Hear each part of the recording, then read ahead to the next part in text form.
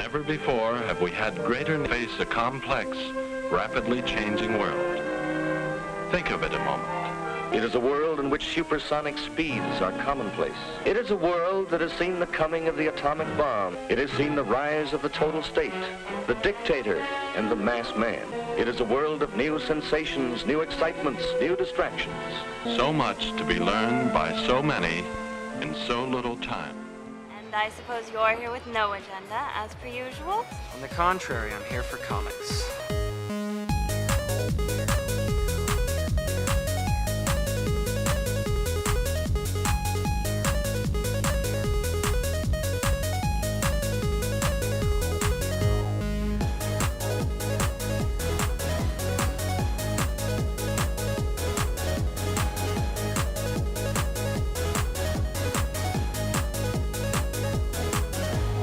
How's your comic book collection, Brody? Oh, it's going good, but I've been...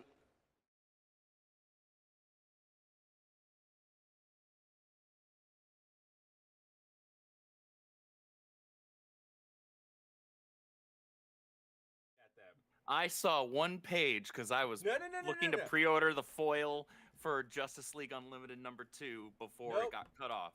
Nope, folks, you can settle this debate. We had an agreement. Last week we were supposed to look at Solicits, but they didn't come out until like the hour after we ended the episode. So Andrew and I said, okay, don't look at Solicits. We'll look at it next week. And then this guy last night sends me, he's at his LCS and he's sending me photos of the, what is it, like the preview book.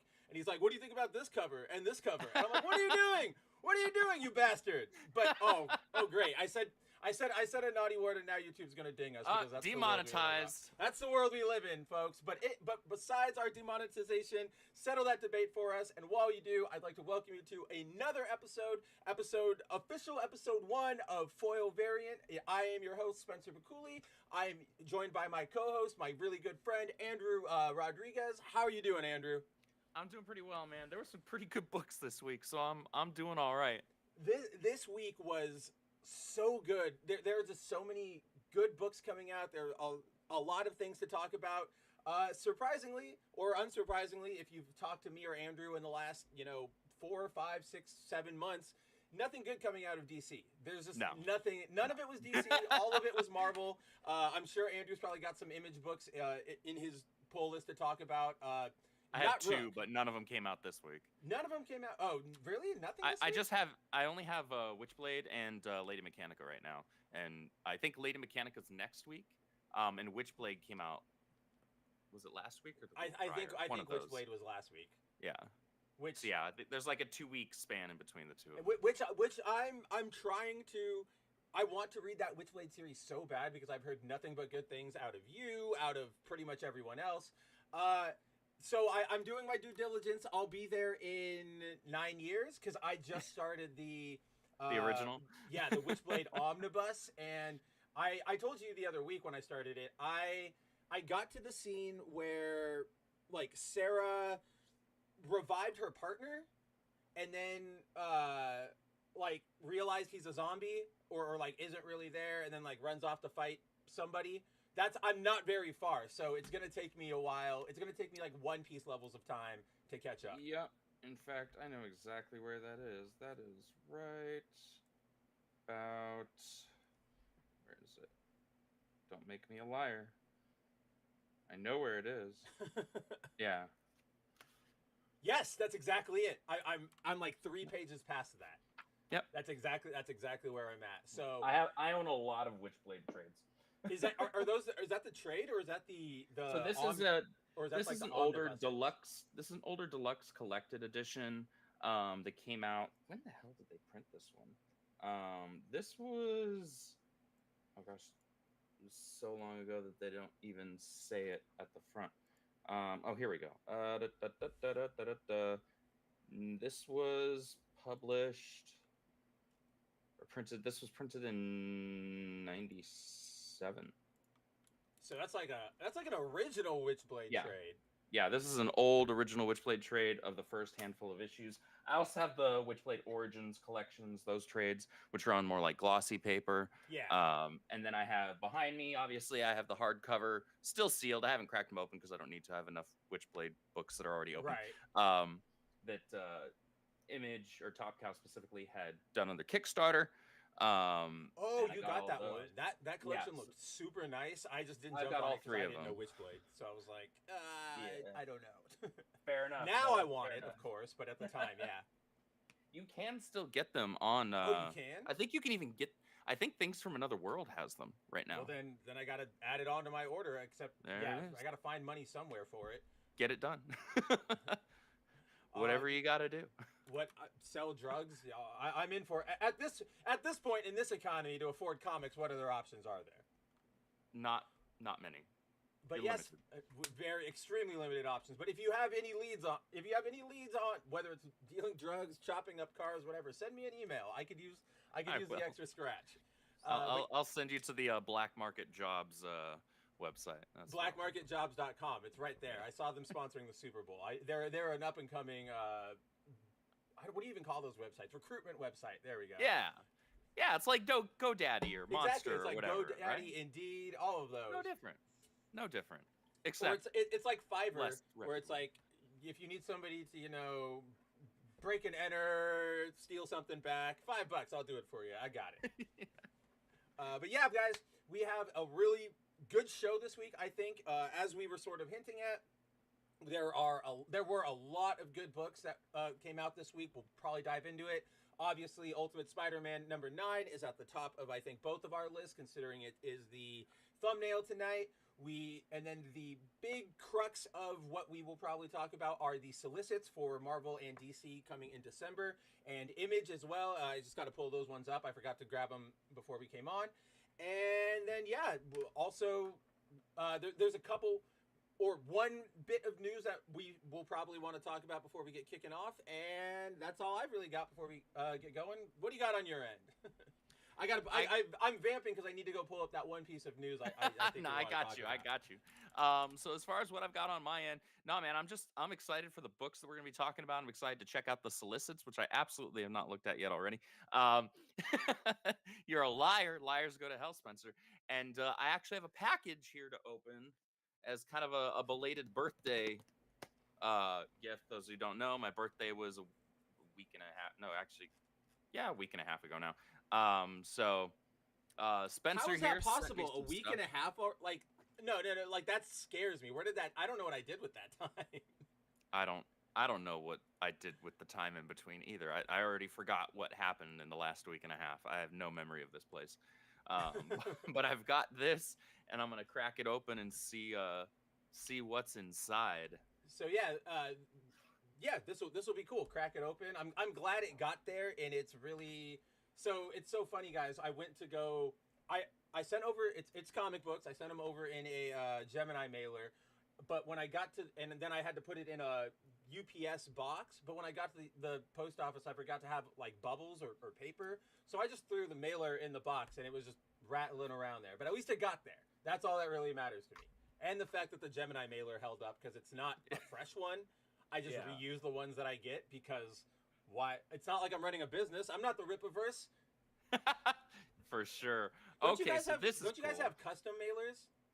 We do. That's what I thought. We have our own custom mailers for our stuff. Yeah. All right. So this is cool. So one of the DC compact editions. Welcome to the club. For the one for Court of Owls, which honestly, this one was at the top of my list of ones to get I knew first. It was. And I have yet to see these dang things in the wild. I haven't seen them at any bookstores. I haven't seen them at my LCS. I haven't seen them at Target. I haven't seen them anywhere where they're supposedly living right now.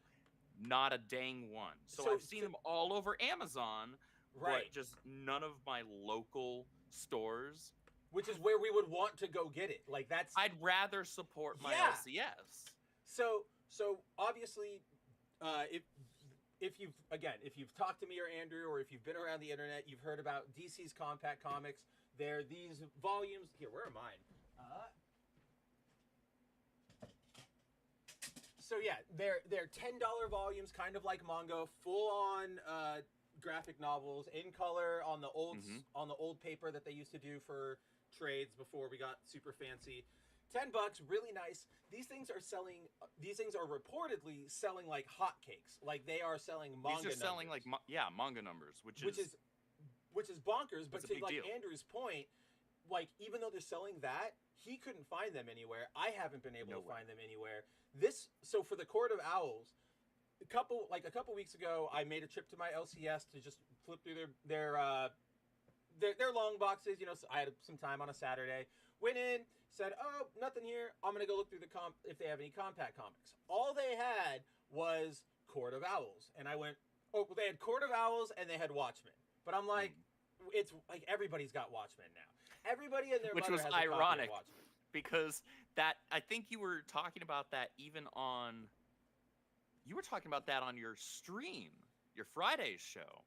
And I was in the chat and I said, I own 0 copies of Watchmen in my home. I have read it, but I do not own a copy just because it's not my bag.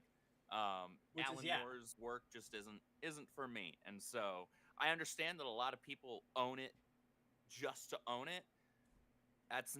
There are things that I do own just to own, but Watchmen is not among them. It's crazy. I don't disagree with that, and there are a lot of books that are classics or whatever. I'm like, I don't really care about it. I'm not gonna put that in my collection. Fine, right? Like A Death in the Family, the Jason Todd story. I know everybody loves it. It's a big moment, but I've never felt the urge to go out and get any collection specifically featuring it. Right? Like it's just, So I'm right there with you. It's just that's one of those books that. Like, did you read it at a library first, or did a buddy hand it to you? Because I feel like I read it so I borrowed it from a buddy in college because we went through it in an English class. See, that's what I was getting at. Is that I feel like you either get it recommended to you and as a comic book fan, or you go to college and you take a course, and everybody I know had a course where you had to study Watchmen. Everybody but me, which was ironic enough, but. Yeah, like everybody I know, everybody and their mother has a copy of Watchmen. So, yeah, when it came to the compact comics, I went, Watchmen, fine, whatever. I bought my Court of Owls. When I wanted to get you that one, I went back to my LCS like a day or two later, all gone. They were even down to like one Watchmen copy. And I was like, this is crazy. Like, what the hell happened? So I actually had to go Amazon for that one, which makes me feel dirty. But I'm holding myself accountable in front of all of our viewers here. All right, well, you weren't hiding it, at least. What else we got here? Let's see. This is the one. This is the one that you were initially, I think, talking about sending me. that was the one that started it all. So yeah, like months ago, Andrew and I were talking, and he showed me. Yep, I went to my LCS, picked up Ultimate Spider-Man 2, and I was like, that's not cover 1. Like that's not first printing. And he's like, it was out. I don't know where to get it. And I'm like, and it was crazy to me because I had just gone to my LCS and. There were like a stack of it. There were so many standard cover A first printing Spider-Man 2. So I was like, don't worry, I got this for you. And then I didn't send it out right away, but luckily that gave me time to send and amass other things you needed, which is also in the package. So things work out. It's so funny because like when I went into my old LCS back in Austin, because I hadn't moved up to the Dallas area yet. The LCS had this cover.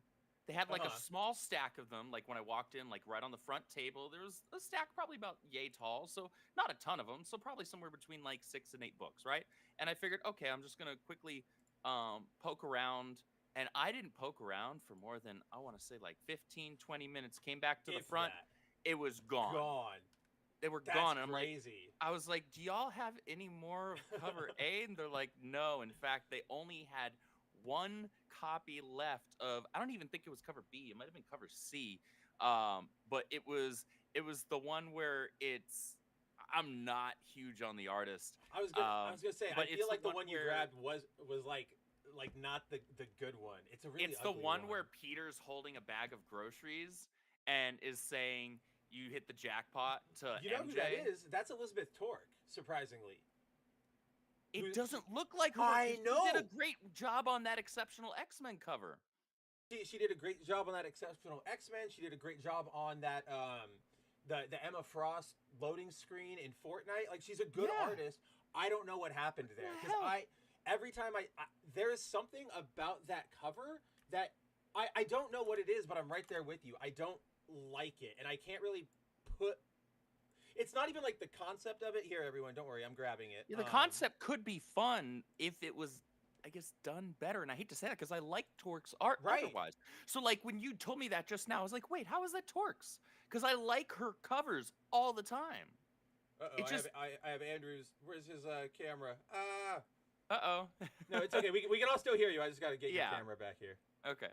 It's just, there's something off with that cover that just bothers me. And I'm like, what is wrong here? What is happening? It's where it doesn't seem right. Like, MJ looks really good here. Yeah.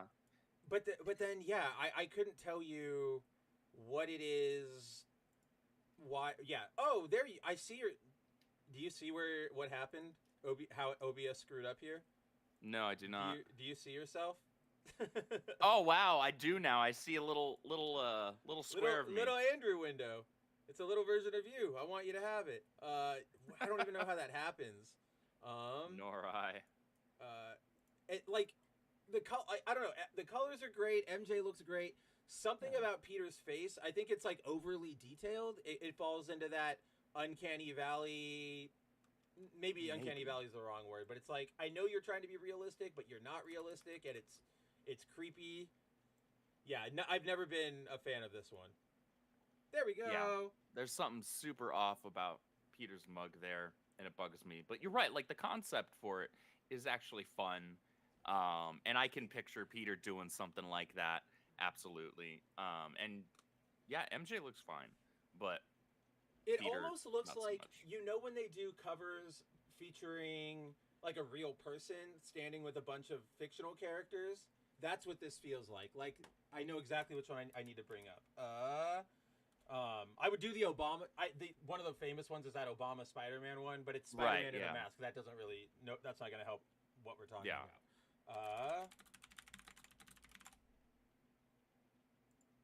It's by our boy. It's by the one man who should be taking over DC Comics, and everybody should just let him.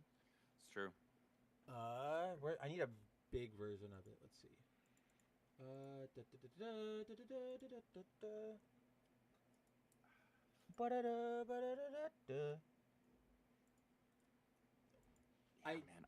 I'm so glad. Like, thank you.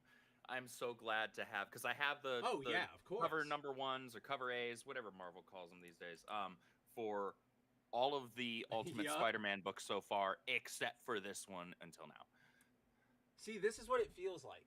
It feels like this is what Elizabeth Torque did. Like, Peter is supposed to be a real person put in like a comic book setting, and but he's not. So there's like, my brain is trying to connect it to a person, but it's not even like. It's not even Andrew Garfield or Tobey Maguire inspired at all. It's so, I don't know, it feels off. Yeah. No, I'm right there with you. I'm also absolutely like right there with the Peter in the book, as we'll see when we get into it, like, I'm gonna say it, he looks way better than this. Like, this guy looks like he's gonna lecture you on how to, like, respect women. And then other Peter Parker is like, oh, I don't need to respect women, they respect me. That sounds about right. That's good. And then this was the only of the current relaunch of the X-Men Campbell covers that I was missing, because this is the only one that I hadn't pre-ordered. So now I've got the Psylocke one. Thank you very much. You are welcome. That is a beautiful cover. They're using he's using those pieces as Virgin variants, or Marvel is using those Campbell pieces as second printing like Virgin variants, and I didn't know if I should tell you that or not, because I don't need I don't know if you need them, man. They don't look nearly as cool as the normal ones, as the ones we have. I might get them anyway, honestly. We'll see. I don't blame you. We'll see. Campbell's my boy. Obviously, one of our mascot books is this Campbell piece right here. So, and then, this is such a good cover. Flash forward. Yeah, I literally only got that one because I know that that's your boy. I know you love the Wally with the hair open, and especially the Mobius chair stuff. So there was a sale. It was super cheap. I went, sure, why not? Yeah, honestly, this is like 3 for 3 right here. Like having Wally, it's my favorite suit for Wally, and it's like him sitting on the Mobius chair, which was a complete missed opportunity and unused plot line. I still don't get it, man. I still don't know why. He's one of those victims of, we see it all the time, where it's like, oh, this is about to end, like, we're doing a big crossover, end everything. I don't care what you're doing, just end everything right now because we got to wrap it up. And it's just like, ouch, because you had something going there. Like this looked so cool right here, and then they did nothing with it, right? Except for, like, you go into the epilogue, and he does some corrections, which was, admittedly, I think, as much as I enjoyed Flash Forward, because it was them retconning for the first of 3 times, retconning Heroes in Crisis, that it was that bad that they needed to do it 3 times total, at least. The issue was that it felt like this should have been longer than a 6-parter. It did. It felt super, like, a Flash comic should already feel fast-paced, but this felt like, okay, you have 6 issues to do this in. It knock felt yourself. like, when honestly, it probably needed like double that. It needed to be a maxi, not a mini. It needed to be a maxi, and I think you hit it right on the issue on the head there. I think it was here. Flash Forward to me felt like it was their entire plan for that idea of Wally being in the Mobius chair, but then they had to condense it. So it went from, here's a good build up in the like sort of first 2-3 issues to the last 3 issues just being slash it, like slam it all together. It doesn't really matter. Let's go. And because I think I like that idea of Wally with the Mobius chair and the Speed Force going around correcting things and all the weird, not multiverse, but like time travel drama. I guess that multiverse too. It's DC. You can't really. I mean, you had this double page spread, right, where he was going through. He was seeing events that had been up to that point, like so retconned as having not happened. And there was the really cool picture. Where was it? I did, even though I completely reject Wallace with both hands. I did like this side by side long panel where it was like the 2 instances supposedly of Wally meeting Barry for the first time. Barry for the first time, yeah. Yeah, even though it's like, I see you guys doing that, but don't think I've forgotten the fact that you completely wrote him out of the universe in New 52. That didn't happen. You are saying that it happened, but I know better. It didn't. So yeah, it was a cool concept. There was a lot of great stuff they could have done. Obviously, I'm a big Brett Booth guy, and so it made me happy. And that was all him. Yeah, this entire thing was Brett Booth. This was the page that I really like right here, where you got the whole Flash family. Is that near the end or is that near the beginning? I forget. This is near the end. So this is one of the last couple of pages before it does this 2-page. I really love what was done with the paneling here with it, because it was like a fractured universe. It looked like fractured glass, but the panel lines were lightning instead. Like this was really well done here, and you're seeing all of these big events from prior events, right? Like there was really good stuff in this event. It just, a lot of it happened too quickly. They needed it to be spread out a little bit more. Because like with the reveal, I think it was like at the end of issue 3, maybe, where they revealed that his kids are trapped on that planet, right? Jai and Irene. And you're like, oh, that feels like, I remember being excited to see them because I hadn't seen them in a hot minute. But then being like, I feel like there should have been more build up to this moment. I have the wrong book open. No, this isn't the one I want. No. Close Phoenix. I could rant on. Right yeah. I remember putting my book down and being like, what? I liked it because I genuinely missed that. Like, yeah, me too. I was so mad when New 52 happened, and yes, obviously Wally is one of my favorite characters, probably my favorite DC. I was obviously upset that he was gone. Of course, you know, I was of the understand, like, I was mad, but I also sort of, I read comic books. I know he'll come back eventually, so I was just sort of hoping that when he did come back, it would have been good, right? Yeah. So at the time, I was still miffed, but I was more miffed that they were doing a bunch of stuff with Jai and Ivory right before New 52, and gone, just completely gone, and for no reason. There was no reason to retcon everything so far back. Yeah, like it was Dan DiDio, and he hated Wally, and so he had to hates retcon. everybody. He needs to stay away from everybody. He hates Nightwing. He hates Wally. He hates Kyle. He hates Kyle. Like, yeah, what? Why is he even here? He doesn't even go here. He has I showed you this, but there's a special coming out next month. Yeah, next month because of Halloween, called "I Know What You Did Last Crisis," and it's just it's a fun little one shot. I don't want to say like comedy book, but just a fun. You guys all know what I mean. It's just one of those anthology sort of fun things. And one of the stories is by Dan DiDio, set in Infinite Crisis, and it deals with Nightwing. And if you guys don't remember, in Infinite Crisis, back in 2006, 2005, Dan DiDio, he wanted that entire event to end with Nightwing dying.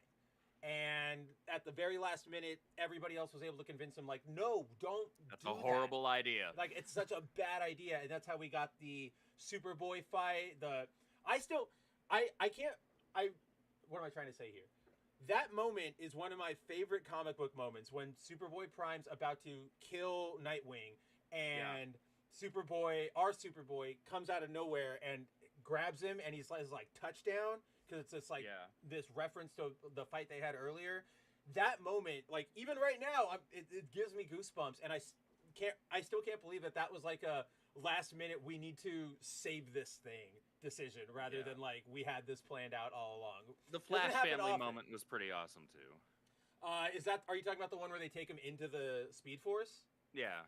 Yeah. Oh, that is always going to be one of my favorite moments, when they run, and then Bart's like, I can't do it, and Barry's like, don't worry, I'm here to help you. And then Jay's like, I can't keep up. And they're like, you don't need to anymore. It's fine. Yeah. And then we lose Wally temporarily again. We lose Wally for a little bit, but I remember that being a wild thing too, when like next issue, Flash comes back, but it's not Wally and it's not Barry, it's Bart wearing Wally's costume, and he's an adult now. And I was like, oh man, that's crazy. And then do you remember how they resolved that plot line? As far as like Wally coming back from the future after no. Bart coming back from the future as an older, like early 20s guy right after Infinite Crisis. I don't actually, because it's been a while since I reread these. Was it just some Speed Force bullshit? No, my friend. It was he gets murdered by the Rogues. Like straight up 100% just killed by the Rogues. Like not even. Oh, okay. So hold on. I completely misunderstood your question. Yeah, he gets murdered by the Rogues, and then he's brought back during what was it, Blackest Night? No, right? Or no? He comes back in Final Crisis, after Final Crisis, because or wait, is it after? No, I could have sworn it was Blackest Night. No, okay. Where does he go? Because I remember there's that really good. For those of you who haven't read it, the 2006 Justice League of America, Justice Society of America series by like Jeff Johns. There's that crossover, the Lightning Saga, where the Legion comes back to get the lightning rod, and that brings Bart back. That's right. That's how they bring him back, I think. Okay. Yeah, that's how they bring him back after correct. Crisis. But yeah, that sounds correct. They end that. They do the whole thing. We're like, look, he's back. Oh, Wally, he's our hero. I love how you just keep like we keep listing off these stories, and I just keep pulling them off of my shelf. Which is perfect. It's like, oh yeah, like you're friggin' you're getting the old memory banks working, man. Brad Meltzer did some okay and some good Justice League stuff. I loved when Ed Benes was doing interiors. Oh yeah, of course. It was absolutely gorgeous. Absolutely gorgeous. It was good stuff. Oh yeah, he that's what happens. He loses his powers. And then he just continues like being a hero, and they end up killing him. Oh yeah, and then he fights Yeah. Inertia, and then it gives Yeah. us that awesome Inertia death later on. Yeah, when Wally comes back and he's pissed and he's chasing down Inertia through the streets and through the highway, and Inertia looks scared, pissless. Like you can imagine he's pissing his pants and pissing his suit during that chase, because there's a close-up panel that shows Wally just like he's pissed, but there's also tears in his eyes, right? And you're just like, You're just like, oh, freaking get him. and it's even I have the page right here if it will blow up properly. It's even worse because Inertia taunts him. I forgot that he's taunting him when he grabs him. Yeah. Let's go to the. Yeah, he says he died like a little bitch or something like yeah, that. It's pretty much word for word what he says. It's Campbell. We'll go over here, paste that. Yeah, that's exactly what he says. Yeah, he screamed like a little bitch, and then that Inertia was just nothing but an empty psychopath. Dude, this panel right here. I have never felt justified in taking a man's life before today, but Inertia's not a man. Like, so great. And for those of you who don't know how this ends, he takes him right here. He's ready to kill him, but he is still a hero. And there's a moral debate to be had here, because how Wally resolves it is he takes Inertia to the Flash Museum, saps away his speed, and makes it so that, like, what is it? It's like 1 second of action, or like a blink will take 20 years. And he puts him like that. and he puts him right across from a statue of Bart. So he's like, you have to spend the rest of your life staring at the man you're not. Because Inertia's also like a clone, I believe he is, right? Yeah. Yeah. So yeah, exactly. Such an insanely good moment. It was a great moment, and it was like he didn't kill him, but man, he may as well have, because what he did is, this is back when Wally was like stupid OP, and I have no complaints about that. And so like he was constantly able to like speed steal and just take literal inertia and kinetic energy and momentum and things like that, or transfer it to other either objects or people. Like he could enhance other speedsters or other people in general. And so he took every last ounce of kinetic energy and inertia from Inertia, and then left him there as a statue. To stare at Bart. And I just remember reading that. I was like, all right. I remember reading it as like when I was younger and being like, wow. And by younger, I think this came out when we were like teenagers, so like 19 or something. So I'm being like, wow, look, he did it. He managed to be a hero and not kill him, but get revenge or justice rather. And then, I read it a couple years later and I was like, we got to talk about this. This seems almost like a fate worse than death. It's actually kind of torturous. Yeah, this is less on the kinda part. It's torture. It's on the level of in the Snyderverse, how Batman goes into like prison cells and beats up people and brands them. Like it's just unnecessarily cruel. Yeah. But I get it. I'm not against it. And I think they just resolved it too off page. I think they hand waved it and was like, oh, Zoom saved him. Yay. And I was like, okay, great, whatever. And then not long afterwards, we got New 52, and none of that mattered anyway. Wally was the one, right? Like he, when he runs, he's able to like tag other people and sort of like bring him with him. That's him, right? That's not Barry. Yep. Yeah, and like the way they draw it, or like the little bubbles around him, they sort of like float when he runs. Like that's Wally. Yeah, I always like that because he does it with the kids a lot. He does it with exactly. That's Irie exactly and what it Jai was. a lot. That's exactly what it is. In fact, there's a great Brett Booth piece of him doing that with Jai and Irie behind him. So yeah. Oh man, do you Wally's remember? been done dirty too often. What do you remember? That moment. I want to say it's Infinite Crisis or it's Final Crisis or it's something.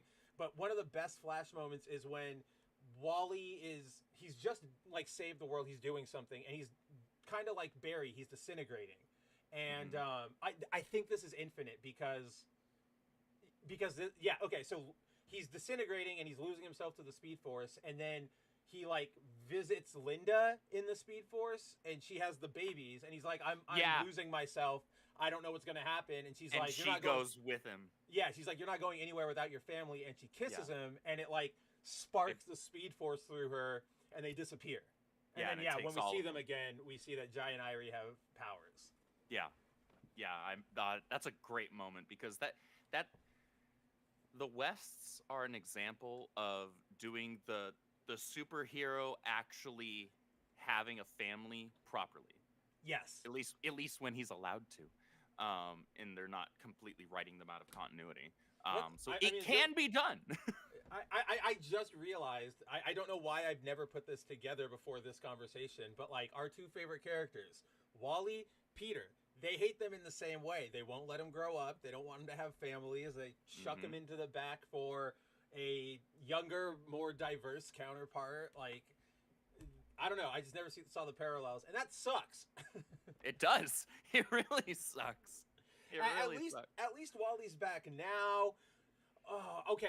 I take that back. Midway through that sentence, so I was gonna go. At least Wally's back now, and we're seeing him. But then I remembered we're getting that terrible costume, that absolutely awful nose bridge costume thing where where it looks like he's freaking terminally ill patient with in a hospital ward with that's the what it is, tubes the going up his oxygen nose. tank. Yeah that's what it looks like to me. And I was speaking to one of my favorite artists over at the Rippaverse. I was like, dude, is it am I crazy? It was Ken. Or does this look it was Kanan, actually. That was gonna be my second guess. And I was like, so am I crazy, or does this look like he's got freaking oxygen tubes going up his nose? It's like, dude, that is exactly right. It's a horrible design. It's not a good design. I don't think anybody's really a fan of this. I can see there are elements to it that I will admit that I like. I think the red and black contrast, at least how Dyke Ruin does it here, kind of works. I think you could have done something with that. And I like the, pardon me, I like the elbow guard, and I like the bracelet. Like yeah. I don't like the hand things, but I like the bracelet. Yeah. The gloves look weird. Yeah, I also kind of like the black bottom mask could have worked if they kept that. But yeah, everything else after that just falls into this nasty MCU wannabe Power Rangers. Yeah. It's just bad. Bad choices. That image right there. Wow, it's so small. You're talking about this one? Yeah. Yeah, the cover A is actually a cool looking cover to a degree. It's like, just don't turn your head so that I don't have to look at the stupid front part of that mask. Right. It should have been Wally like maybe looking a little more so we just see the back of his head. Then it works and we don't have to stare at it. Like, I don't know why they approved that design. Hey, look, it's Andrew. I can like it online. I can like it here. I saw this comment when I first sent it to you where they're like, this feels like they're trying to go for a superior Spider-Man look. Do you get that comparison? I don't get that. I don't get it past black and red. That's all. Like, that's literally the similarities end there. Yeah. Like, okay, cool. So you have similar colors. All right, but like, just because there's no gold on superiors, right? On there's Otto's no gold. suit. No, it's only black and red. That's all. There's no headgear. There's no nose bridge. There's no glove handy things. There's no comparison here. Yeah, I don't know what that person's talking about. But yeah, they don't know what they're talking about. This is going to be really bad. Look at these. They're better. They're better. They're not great, but they're better. Why did it jump all the way that way? I don't even know which one that is. That feels like concept art. Obviously, it's Brett. It's actually it's Brett's art, but it's a fan coloring, I think. Oh, really? That's interesting. Yeah. So they took that image off of just like Google or something. I know because I've seen it. Like that's not official coloring there, because Barry doesn't in the New 52 ever have, to my recollection, like that dark of red. He's always this looks like it's sort of Daniel West if his armor wasn't like peely. Mm-hmm. Like that's sort of like if it was a proper suit, that's what it sort of looks like they were trying to give him. That's why I was like, that's got to be concept art, because have not seen that anywhere. Yeah, it's because it's not not a Yeah, not an official absolutely awful suit. Nobody needs that noise. thing. Yeah. But Bad I'm sure we're gonna see more of it once we get into the solicits later, right? Like I'm sure that's. Oh where yeah. It's all over the place. There's but one before- upcoming Flash cover I am looking forward to. So Good. once we get there, we'll shout that out. I think it's we'll- actually the next one that's coming out too. I think it's issue 14. Is it that's the one with Dyke Ruin? That's the skid one, right? Yeah, where it looks like it should absolutely be a spot foil, and it's a travesty that it's 100%, not. yeah. They better do like one of those second printing foil reprints with it. I don't care. I'll buy it. It's a second printing, but I will buy your book for that. Absolutely. I've noticed that so this makes me like not angry or makes me like ugh, like why would you do that? But a lot of times when they do a second printing of a book, they reuse the foil cover, but just without the foil treatment. And I don't know, like I don't know. Just I feel like you just do a new piece. I feel like that foil one should be the foil one. You don't want to not devalue it, but I feel like that's the point of it. It should be a foil one instead of one that you just slap foil treatments on. I don't know. Yeah. It's always been weird to me. I can agree with that. Let's see. But before we get into talking about the books this week, I've been putting this off because we have just been rolling on all of our discussion. But we have some folks in the chat, so let's just say hello to the few of you that have already commented so far. We have Sassy coming in early saying hello. Why is that box so small? Let's fix that. Nobody can see what you guys are talking about down there. We appreciate all of you in the chat. Thank you so much for being here. Whether you're chatting with us or you're watching in the VOD or you're just hanging out, the fact that you are here and listening to our voices and our fanboying means the world to us. We have freaking Punk is in the house saying, "What's up? What's up with you, freaking Punk?" Punk also says, "I've been enjoying the new Zatanna series." Now, that's more power surprising. to you. I know that's surprising because we actually talked about this on last week's show, but that book is being written by Zatanna. What is it? Burn down the house, bring down the house. I think. Yeah, bring down the house. I think. Or burn. Something.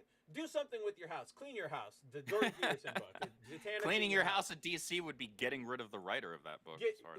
Yeah, 100. Good point. But yeah, it's being written by Mariko Tamaki, and I know at least for both of us, not in this house. There's a strict no Tamaki zone, no King zone. Or here, this is gonna be for the YouTube thing, Andrew. All right, here we go. No Mariko Tamaki, author at DC Comics. No Tom King, author at DC Comics. No Zeb Wells, author of Spider-Man at Marvel Comics. Or Nick Lowe, editor of the Spider books at Marvel Comics. Get rid of all of them. So yeah, no, get rid of all of them. But the reason I did that is I didn't know this was a thing until earlier today. But if you have a stream or a video now, if you mention a famous person, somebody notable, maybe not famous because nobody we said was particularly famous, but somebody notable, maybe with like their own wiki page or a presence online, YouTube now runs an AI through your video and provides sort of like links to check out who they're talking about. And I went to look at our stream from last week, and the options they picked were like Tom King, Zeb Wells, Nick Lowe, Alfred Molina, because we said his name one time. So now I said all their names properly because I want to see if I can get them.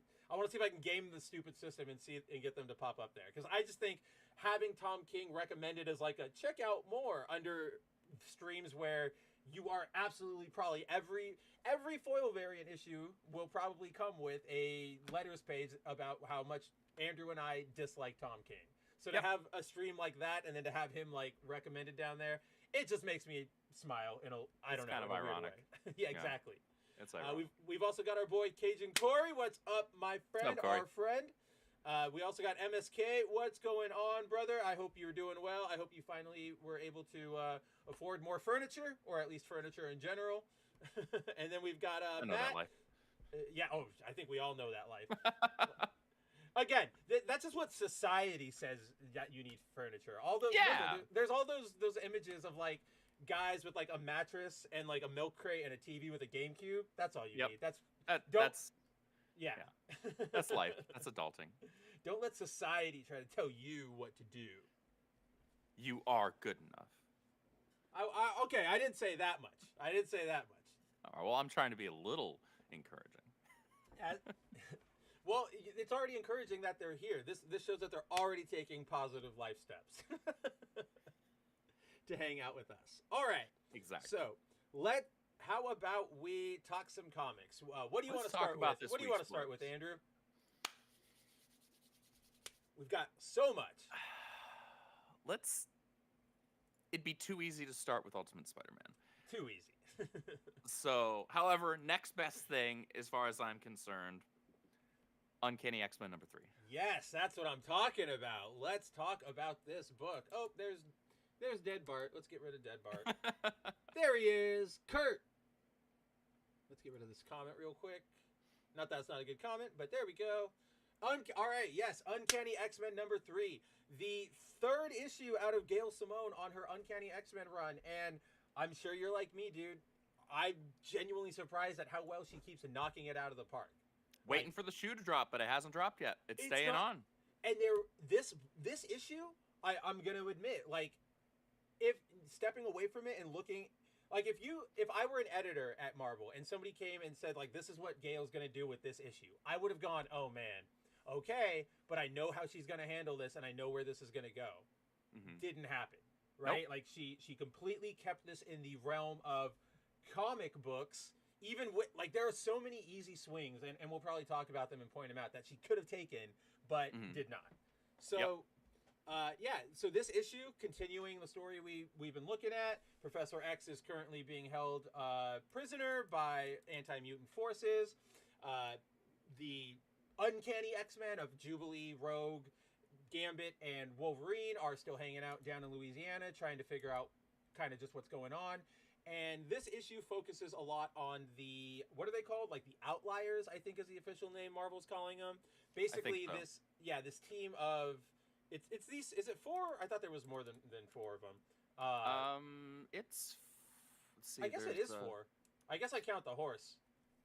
Oh, maybe. Well, there was the one other one that they were trying to save, right? That looks like a fawn. the deer girl. That's right. Yeah. That's who I am thinking. That's probably who you're thinking of. Yeah. And she ran away. So, we this issue really focuses on those new mutants, if you will. We get Kurt finally coming to the team. Rogue builds a makeshift danger room out here for them to train on. Does a sort of Mulan. This was really she has a training exercise like from Mulan, where they basically all have to fight to try and grab the medal from them and use their power. So we get to see. I really liked the way they Simone handled this, where it's like, okay, one mutant's gonna go off and try and get her, and then we get this quick little look at their backstory. Yeah. And then it like flashes right back to the combat. It doesn't stick there. It doesn't, harp on anything longer than it needs to. Everything is sort of like, here's their story. It's sad. Now see how everybody else's story is sad. Yeah. Pretty much, nobody, yeah. And it's the what is her name? Jitter, I think, is what this one's called. Jitter, yeah. An interesting concept for a power. Like she can basically gain any power or ability for, was it a minute? A minute, yeah. I think. And that's kind of nifty, and so that's why she has the stopwatch on her, so that she knows how long she has to work with that power.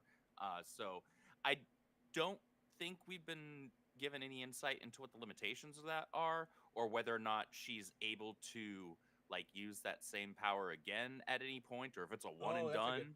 What's her name? Nico from the Runaways with her staff. Exactly.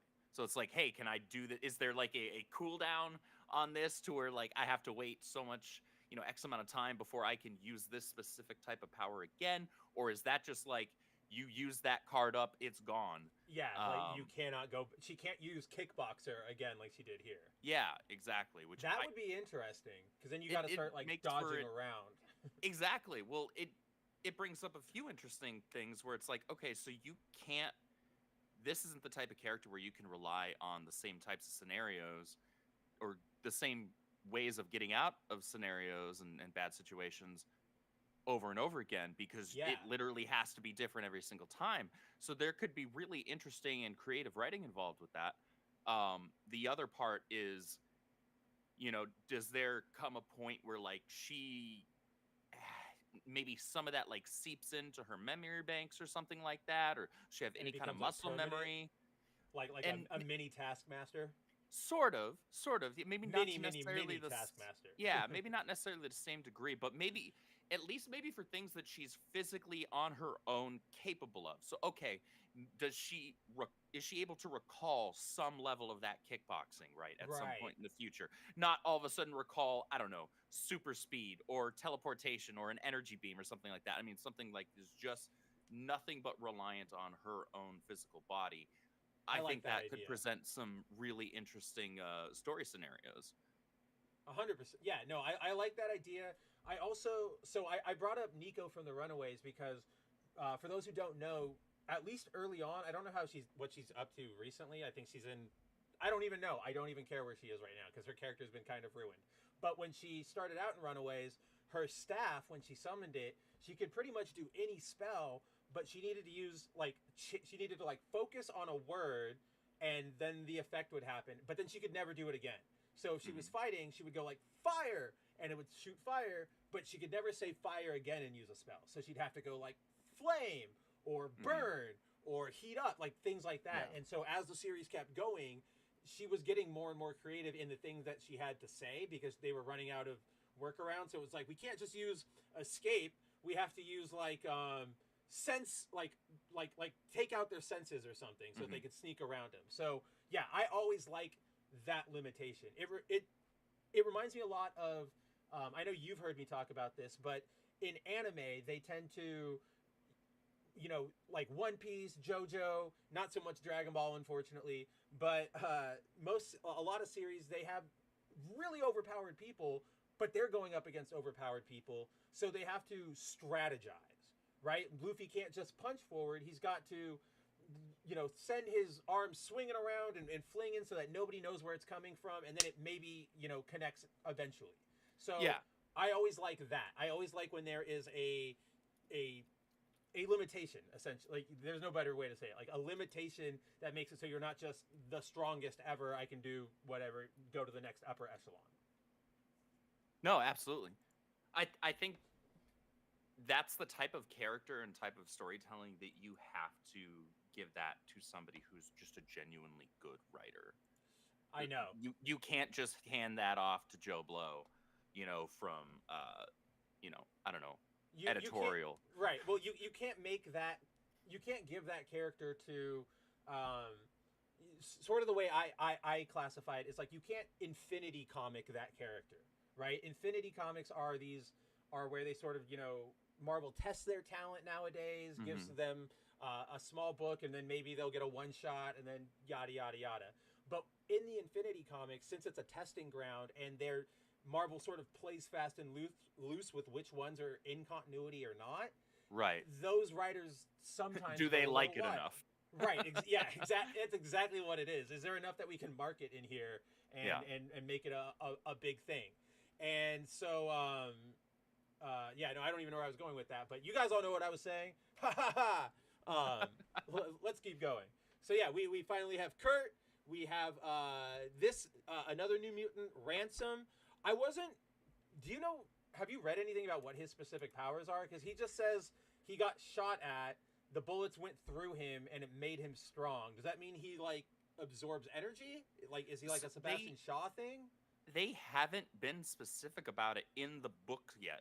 Okay. So all the most information we've gotten about the character is on this page. So like, he was born without a heart, but Which he is was crazy. Yeah, he was he somehow was able to live. Bullets couldn't kill him, and in fact they only made him stronger. So I don't know what the actual connection is there and what that entails, because if you don't have a heart, there's nothing to pump the blood in your body. So I don't know what is running you. Mutant power, mutant energy. Right. Like Chamber doesn't have a heart, it's just fire. Comic books, that's what's running you. That's all you need to know. You get an extra boost if you absorb a foil variant. That 100%. This panel, it reminded me of with like he didn't have a heart. It always reminds me, or not always, it's the first time, but it reminded me of how in DC, anytime they like inspect Superman, they're always like, what is wrong with this guy? Like all of his organs are on the other side of his body. Yeah. Like I don't know. It's always a fun detail that I like that they remember. I do like little in-continuity things like that where they actually, it's like, oh, wow, you actually put at least a little bit of thought into that.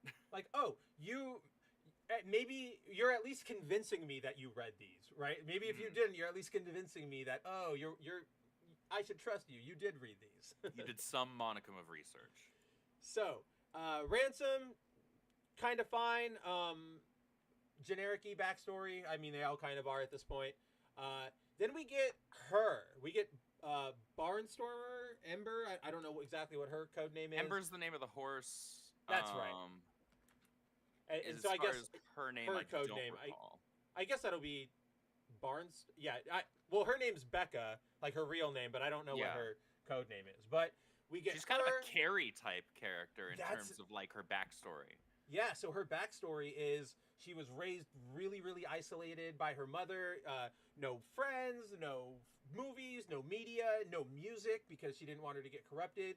No like going out of the property. Yep, like she says here, she had her books and she had the horse. And then I didn't know specifically what happened here, Andrew. Maybe you can tell me because she says, one night I smelled smoke. I didn't shout. I'd been taught not to shout. I went to the stables in my bare feet.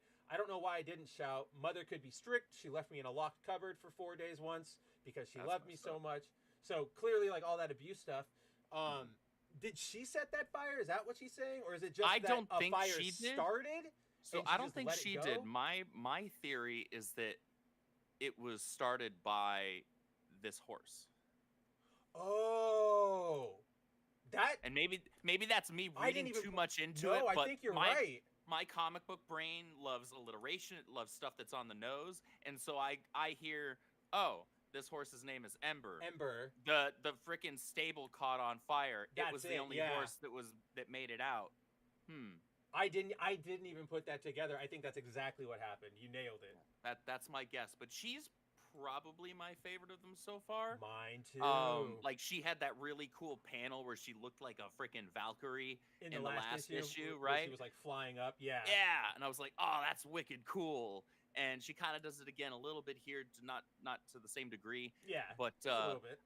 I'm really interested in the character, and I hope that because here's the thing, when you write, and this is something that writers really have to be mindful of. If you are setting up a character to have specific traits, or like a specific backstory, it's the same thing with like for those who play D&D. If you give your character a certain backstory and specific quirks and things like that, you have to be mindful of that in your role playing and in your interactions with said character in order to maintain some cohesiveness in the storytelling. And so if they're going to say she was isolated for her entire, young adult life up until this point, there's going to have to be like actual interactions where she doesn't understand the interactions, things going on that she doesn't understand because she has no context for them. She's not going to understand anything when it comes to like culture and media and things like that. So it's like that presents a really interesting problem as long as you're mindful of it and utilizing it in the narrative. And you can't have her like, I don't know. Like the way I fear that it would be used would be like, oh, you can't have her turn on the TV and hear news about some protest or whatever, and all of a sudden she's an activist, right? She'd be like, what is even happening? She'd have to process that just as hard as she'd have to process seeing like, oh, we've invaded, the Middle East or something like that. Yeah. Like exactly. I'm right there with you. It could go either way. It really, and I think Gail Simone, I think she's this. So this last panel, I think, hints at that because she goes, what would be nice? Some lemonade. Would one of the help make me a glass of lemonade, please? And they're not at a mansion. They're at an orphanage where, like, a few panels earlier, the guy straight up says, treat my wife and kids, with respect, and you'll be treated with respect. Right. And he also says, like, number one, everyone has chores, everyone cooks, everyone cleans. There's clearly no help, but she doesn't know that. So she's just going, can somebody get me lemonade? So I think Gail so far is showing that she'll be able to do that. Let's hope Gail can stay on to close out that arc, though, because if she doesn't get to handle the end of Becca's story, then goodness, Vita Ayala, everybody, and we know. Oh gosh, don't say the name. Practically Voldemort. A slightly could be evil blonde white woman. Enemy number one next year, next X event. Trust me. Oh, they would do it so quickly too. And the other thing I'll say before we move on to the next outlier or whatever they're calling him, yeah, is because he's kind of interesting too, kind of creepy. I thought so, yeah. But the other thing they need to be, that Gail specifically needs to be mindful of with Becca's character is this idea of Stockholm syndrome that she clearly had. Yeah, where, like, she didn't understand that she was actually being abused. Right? She says it like twice in this little mini backstory that we get where she says, "My mother loved me so much." And then she proceeds to follow that with some messed up crap that was done to her. And so it's like, you don't understand what was happening here. Like, that was actually really messed up. And so you have to actually take that into account when you have her in other situations. She might look at something that's going on between two characters and think that it's something that's okay because, you know, she only has, we can only really make decisions based off of our own experiences, if we're being honest with ourselves. And sometimes that means a decision, or we're making a judgment on something that's maybe out of ignorance because we don't have proper context for things. And so this is a character where you can have a lot of that, right? Yeah. No, so she could see an instance where, and this father, you know, doesn't strike me as somebody who would do that, but like, hypothetically, I don't know, like locking one of his kids in a closet or beating them or something like that, and she could just think, oh, well, he just loves them so much, right? Dude, now that I think about it, we might get something like that once they get to Grey Malkin, or once they get to the X Manor, and they have Professor X being locked and held underneath by the scientists. Maybe she doesn't help the X-Men because she doesn't understand, like, something's wrong. That could... I'm on board. I really like what you're saying. I'm buying it. I'm on board. I hope Gail's thought is at least as hard about it as I have. What's up, Gorilla Mar? What's up, Gorilla Mar? Oops, that's not the right window. What's up, Gorilla Mar? Also, like, before we move on from her, I'm just gonna say, I love this hairstyle on girls, right? Like on like women and stuff, the side braid ponytail thing, like, it's so cute, and she's such a cute little one. So it's adorable. Yeah, I like her. She's great. Then we get the manga boy. We get did they ever say his name? No, I don't know if he has a code name. I think he gave his code name at the end or towards the end of issue 2, or at some point in issue 2. Yeah, but it's I think he did, but it was super brief. Yeah, it was really only the one time, I think. Yeah, but so the fourth and final member of the Outliers is Hotaru. He is a Japanese kid who apparently has the ability to die and revive himself, and then also summon ghosts. I'm more confused about his power than I kind of am about anybody else's. Because that's what he... Yeah, go ahead. What I'm gathering with his is that he can like put himself into like this is the way I read it anyway. Yeah. Like, he can like put himself into the realm of the dead because in his backstory he talks about like he was stillborn, but they were able to revive him, but then he like died 3 more times that night. But he eventually reached a point where he was just bringing himself like back. His power was so working, now he's like almost like what they're doing with Wally right now, where he can like phase shift into different planes of existence or whatever weird thing they're doing with him, where he can like shift himself in and out of the realm of the living and the dead. That's kind of what it looks like to me. And at some point, like if you're going back and forth between the realm of the living and the dead, something's going to be like messed up with you and a little weird, little off. And we're definitely getting a little bit of that little weird, little off with him. Oh yeah. Like right there at the top where he's like, isn't that right? Fuzzy elf, false pirate, false priest. And he's actually like killing him instead and like, letting his powers get the best of him. Yeah. And so we see Rogue step in here and clock him one. Which is always great to see. Yeah, this kid, I think this is I think Gail's trying to sell him as like he's going to be the one to betray everybody or like let them all down or go villainous, but I think that's exactly what they want us to think. That's just really the only takeaway I have. It seems from like him. the too easy one. Yeah, Right? exactly. It seems like he's the too easy one.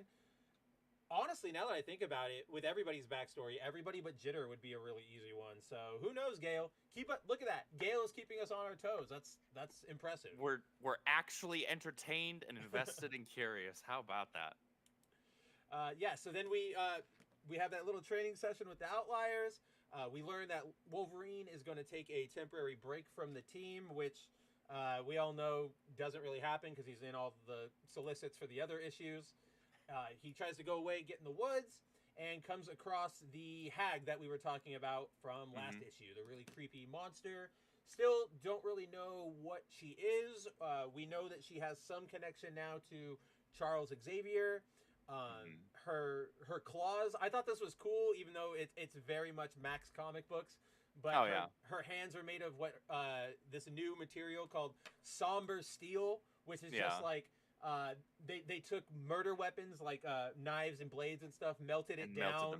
Yeah, and made a metal out of that, which is again Max. Like it's kind of dumb, but it's Max comic book, so I was kind of like right out of '90s Image right there. It's a like, super metal concept, honestly. It really, really is. So the issue sort of ends with Wolverine and the Hag getting into a battle. Logan, I guess, sort of doing a psychic call out to Rogue. I'm not sure what that's all about because we've never seen any of them do this before, but we shall see. It wasn't super clear for me if that's what happened, but it would make more sense because, I guess, I don't know, would that make more sense? Because Rogue doesn't exactly have psychic powers if she's not, like, utilizing some other psionics powers. Yeah, she hasn't, like, tapped somebody. Yeah, so I don't know how she's able to just feel through the ether that Logan is dying here. This was the part of the book that confused me. Yeah. Just because I don't know how that mental link happens. I don't. It doesn't make any sense. I can't tell. So I'm 100% right there with you. The only theories I sort of have to what's happening here is either there's something going on with the Hag and whatever her powers are is causing some sort of like psychic backlash or allowing his thoughts to echo out through the like psychic plane or whatever, or Gambit still got the Eye of Agamotto, so maybe this is something to do with in his dying breath the eye opened up a way for them to talk, and that's what happened, and they talked, but then like when they came back to reality their brains couldn't fully comprehend what happened, so that's why Rogue's like I heard him but I don't know what happened. So yeah, it got really this part lost me. I'm not ruling it out going, oh, they have psychic powers now, they're dumb. I'm willing to be like, I'm waiting to see what happens, but yeah. So yeah, far, it was like literally no the last idea. couple of panels, so it's like, well, we got to see what happens in issue 4, basically. But yeah, dude, so far, this book is just so good. This is an X-Men book. This is sort of classic X-Men. There's drama without being like Tumblr, social media drama. Yeah. Everybody's written in character. There's interesting villains. We're not doing the thing that you and I hate, which is the we're so persecuted, we have to be on the run again. Woe is mutants. Like, this is the only X book that isn't doing that right now. At least of the main 3, right? Yeah, like X-Force isn't really doing it. X-Factor is, but X-Force isn't, and this one isn't. Yeah, which is kind of funny. Well, then X-Men is, and then this one is not. So clearly the ones where they're not doing it tend to be the better ones because it's giving us things like we said last week, that we have not seen for the last 40 years. Yeah. New through line for the plot, please. Just anything. Yeah, anything else at this point. Fine. But yeah, that was Uncanny X3. Highly recommended. Go grab these books, or at this point probably wait for a trade. It'll probably we're halfway through this first arc. Yep, we're halfway through this first arc. It'll probably get a really nice trade. Bring it home, Gail. So far, you've won at least me over. I'm in your corner. I'm here. I'm ready to see what you do. Let's get. I want everybody together at some point. I mean, I know we're gonna get that, but surprisingly, 4 issues in, or 3 technically, we haven't had the Uncanny X-Men together. One of them is always somewhere else. Yeah, I'm waiting to have the whole group. I'm waiting to have Logan, Rogue, Gambit, Kurt. Like, give me like a really great action sequence with that group. And I was gonna say, I'm gonna admit, I'm excited to see a full team battle sequence written by Simone, because she's clearly showing that she's knows how to use powers, especially with like the outliers here. But we also remember the Free Comic Book Day story with Jubilee, where she's actually got powers now, like she's not just sparking. That's a whole new avenue that she can do things with. And maybe she actually catches that jackass's truck on fire. Yeah, and he like slices it, she like slices it anime style, so she can do things now. Maybe like Kurt can teleport her above, and she just like drops down trunk style and slashes the hag in half. Who knows? But that's what I really want to see. Yeah, I'm here for it, and I've been loving the art in Uncanny David so far. Marquez is so good. He's so good. I have no complaints about him. He draws Rogue and Gambit so well. He does Rogue Gambit. He does expressions really, really well. Like very subtle expressions. The one that really caught me in this book was right here. This one of Rogue, where she comes out in the morning. She talks to the orphanage owner, and he tells him, "Oh, we got to do our chores, all that, blah blah blah." But she's naked because she just got out of bed, and so she's only got that blanket. And the guy just has the like, blanket around her. Yeah, and so the homeowner's like, and for the good Lord's sake, put some britches on.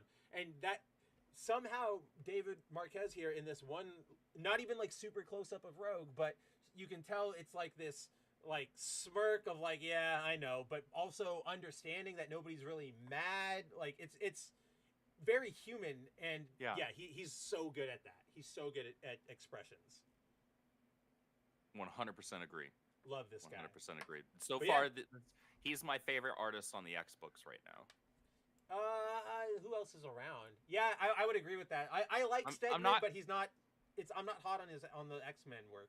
I was gonna say I said this last week. I love his work on Donny Cates' Venom, but there's just something different about it with this current X-Men run that I don't like it as much. A lot of times Scott looks way too young. Yep. Like really, really young, to where we talked about this last week, where I was like, are they making them teenagers again? Oh, like, the 05, no. Right? So, like, what is going on here? But I'm not counting the solo books because obviously Greg Capullo is on Wolverine Revenge right now. And that's also an out of continuity book. But still, like, Capullo on Wolverine is so good.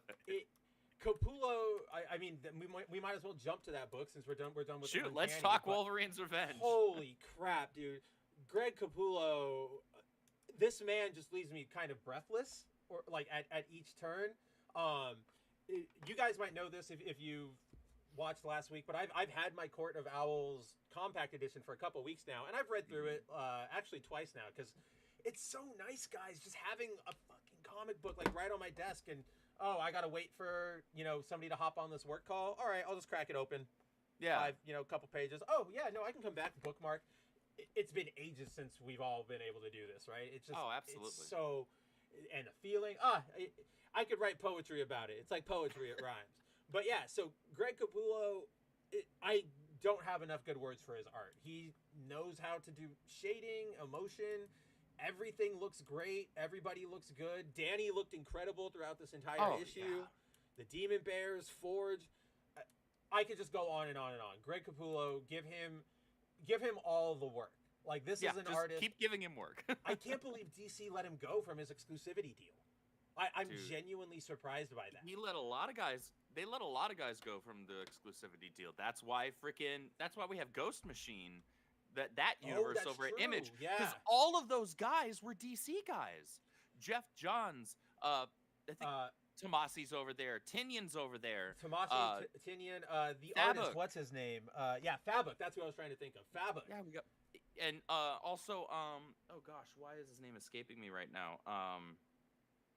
That's gonna bug the absolute crap out of me because what was he on? Isn't Rags over there too? Yes, Rags is over there. Yeah, I think Rags is covers right now only. I'm not positive. You might be right, but either way, just like all of those guys got that let was go your from top their talent, exclusivity. DC. Like that was those were your Jonathan Hickmans. Exactly, and now they have Mark Waid, who is a fantastic writer, complete nutcase. Woo-hoo. Yeah, he's writing basically the only good book at DC right now, as I understand. I haven't started it yet. I actually only have, because I'm dumb, I accidentally picked up the trade, the number 2 trade, rather than the number 1 trade. No! So I've done that before. It's really I was like, annoying. crap. Well, it's because DC's, and this annoyed the crap out of me. I wish they'd stop doing this. They started doing this thing where they stopped having the number on the spine, and instead they have it on the like inside credits page cover sometimes. What? Yeah, like it's not even on this one. There is nothing in here. So that it's like it's in that here, like it's on this inside thing, like cover the right here. So not even there. So the first, because here's your credits page, right? Right. Yeah. Okay. And this is the actual one. Yeah. The first mention that you get that this is volume 2 is right here. Are you kidding me? I kid you not. Wow. I kid you not. And I'm like, dang it. I'm not gonna jump in on. You can't jump in at number 2. No way. That's bonkers. One off of like Amazon or something because my shop doesn't have number 1. How is DC like 4 steps forward here and then taking numbering off of their trades and what are they doing? Like 9 steps backwards. I got nothing. Like at least with some of their other stuff, but I guess this one's a little older. It was like right in big bold, like first page here. You at least have that. There's volume 18. Okay, so at least I know what this is, rather than it being in freaking 8 font on like 3 pages into your on the credits page. Nobody but people like us. It's on the copyright page. Right, that's what I mean. Nobody but us reads that, and we're like, we only read that because we probably are reading the book for the 90th time, and we're like, okay, what's new? What's right? new? Okay, what have I not read already? Yeah, what year was this published? Sure, I'll get that trivia. Let me look at that page. Like, I know I do that at least, but yeah, that's an absolutely bizarre decision. I thought you guys want to make it easy for people to read comics, not absolutely impossible to follow. That's what this is. This is smart. Yeah, that's smart. And then everything else you guys are doing, because I also just remembered, you and I, wasn't it DC we were talking about a week or 2 ago about how their trades don't feature any bonuses anymore? Like no cover galleries, no sketches. It's just the comics, and then bye, which is awful. Like, if you guys go, like, that's one of my favorite parts about reading the big hardcovers or the trades is, let me see the scripts, let me see your concept art. 52, the series itself, its collections, they include not only concept art and scripts, but they have interviews with each, like, all of those writers. So those are big guys. So Grant Morrison, Jeff Johns, Mark Waid, all of those guys who are writing it, they have interviews with them 5 years out, which is when they started like actually republishing the trades. So you get all that insight, and then you get Keith Giffen's layouts, like all the layouts Keith Giffen, because he didn't illustrate it, but he did all the layouts. You can see all that work, and that stuff's awesome. And if they're taking that out, for why, I don't know, why am I buying a book? It's so weird. They used to do that all the time. Like in this, the freaking, and honestly, you don't even need to get the hardcover version, because I got the freaking softcover version of that right here as well.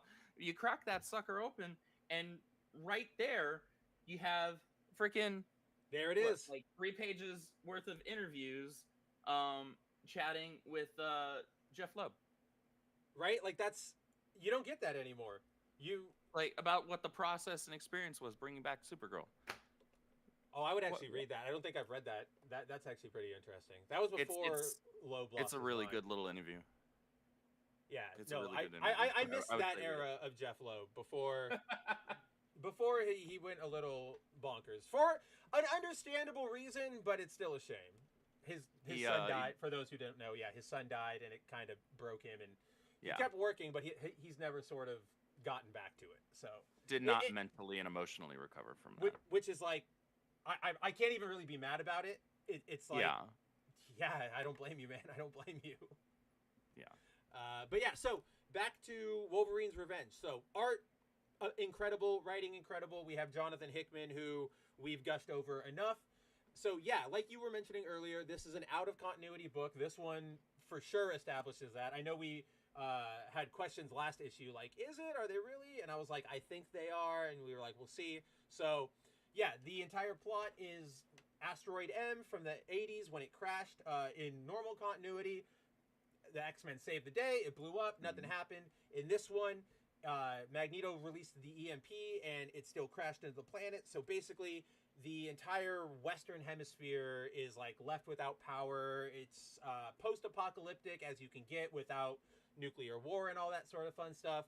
So this issue opens up with Fury and Wolverine talking, and Fury basically going, after last issue, we failed the mission to get the super secret power supply that could have saved the West. So I'm just going to wait it out. There's nothing else to do but sort of wait for the end to come. And then, we get the, we get one of the, I liked it. I know it's a little like lame, but we get the declaration from Wolverine. So Nick says, I'm going to go away. I'm going to drink. And then I'm probably going to, do myself in when it's all time to go.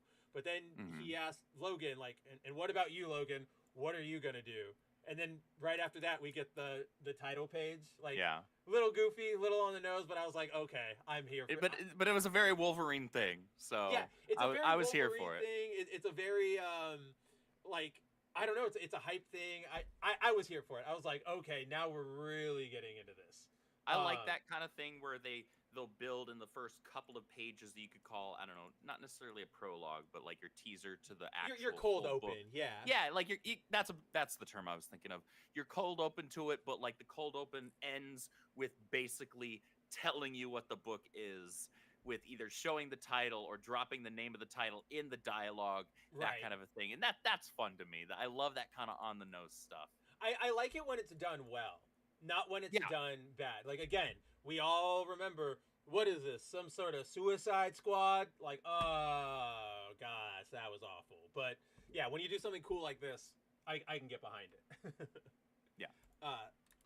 So, yeah, we get Logan going out to the Dakotas, where he meets up with Moonstar and Forge, basically asks Forge for help, getting some technology together, and helping him find where all the guys, if you remember last issue, Wolverine got ambushed by Omega Red, Sabretooth, Deadpool, Brotherhood of Evil Mutants. They were working for, I think, Russia or something to get the power supply, and that's how we got here. So Wolverine goes out, asks Forge for help. They go dig up Magneto's helmet.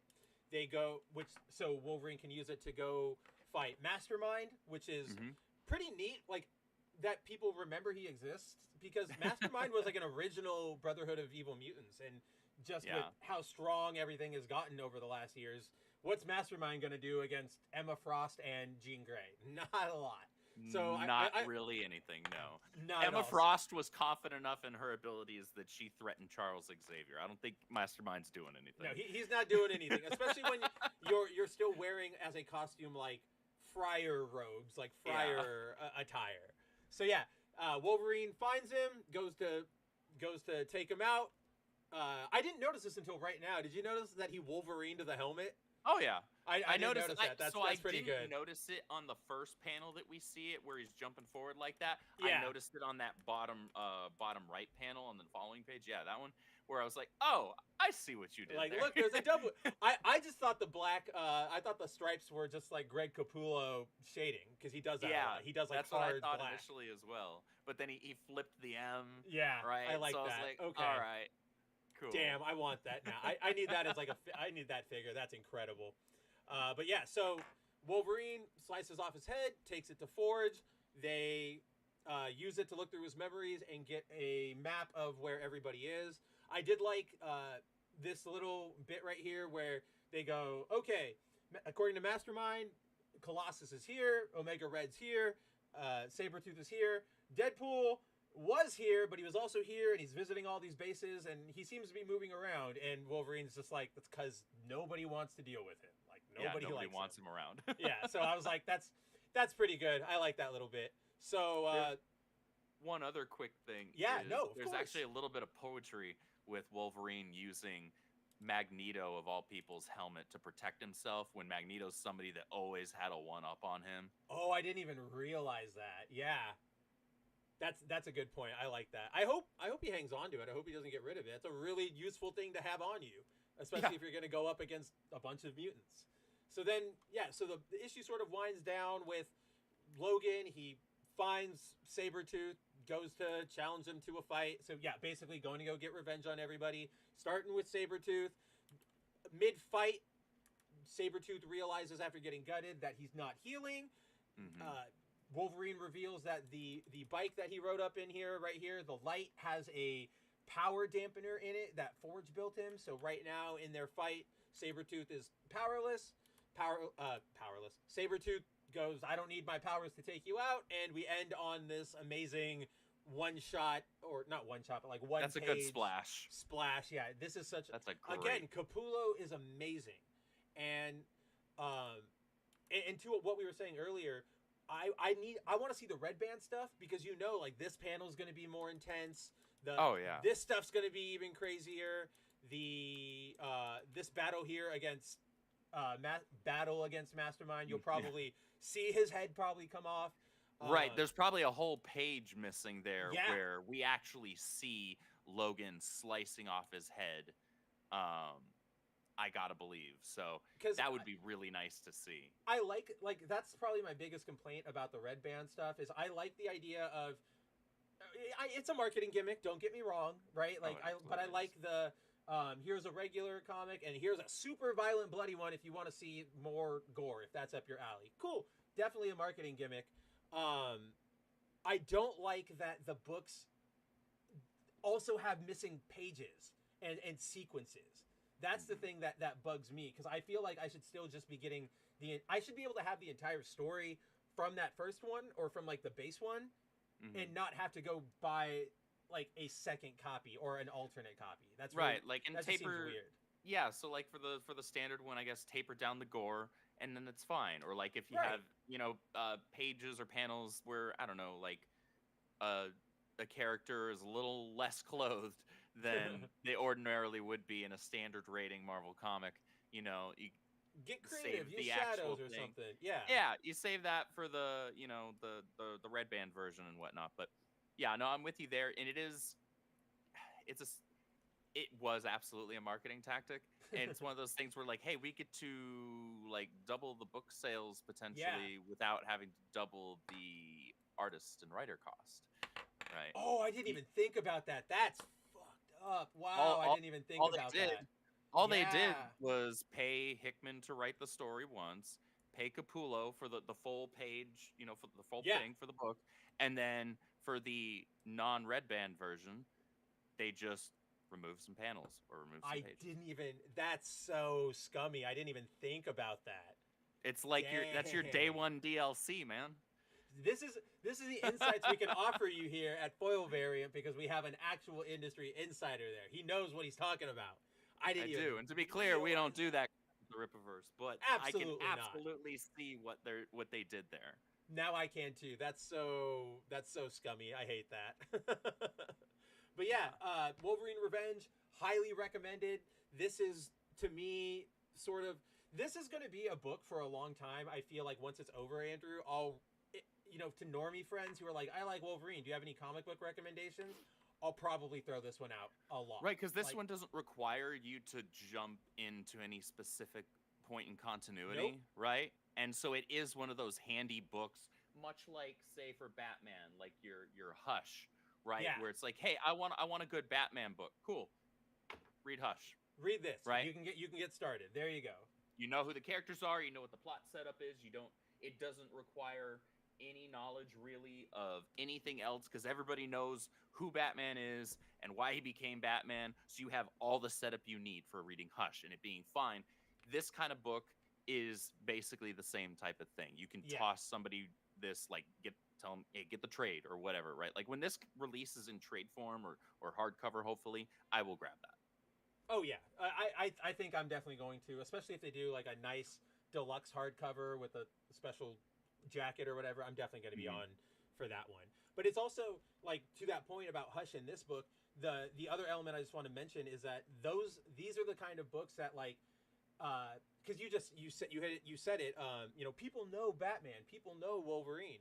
Well, yeah, they do, and so there are a lot of times where I'm like, I want to recommend you this story, but it's not Batman as you would expect him, just having watched movies or engaging with pop culture, and that's not what people always want, right? Yeah.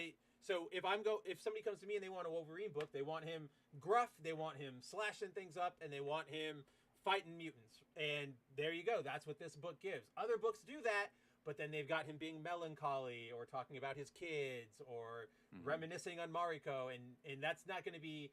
That's a disconnect to a reader. Again, a casual reader. This is entry level right now. We're just talking entry, not deep fans like us who've been reading far too long. Yeah. And I'm excited for this, honestly. I'm excited to see where the Colossus plot point unfolds. Yeah, because that Colossus was genuinely a thing I didn't see coming. Yeah, Colossus is a antagonist here. He decided to side with the motherland.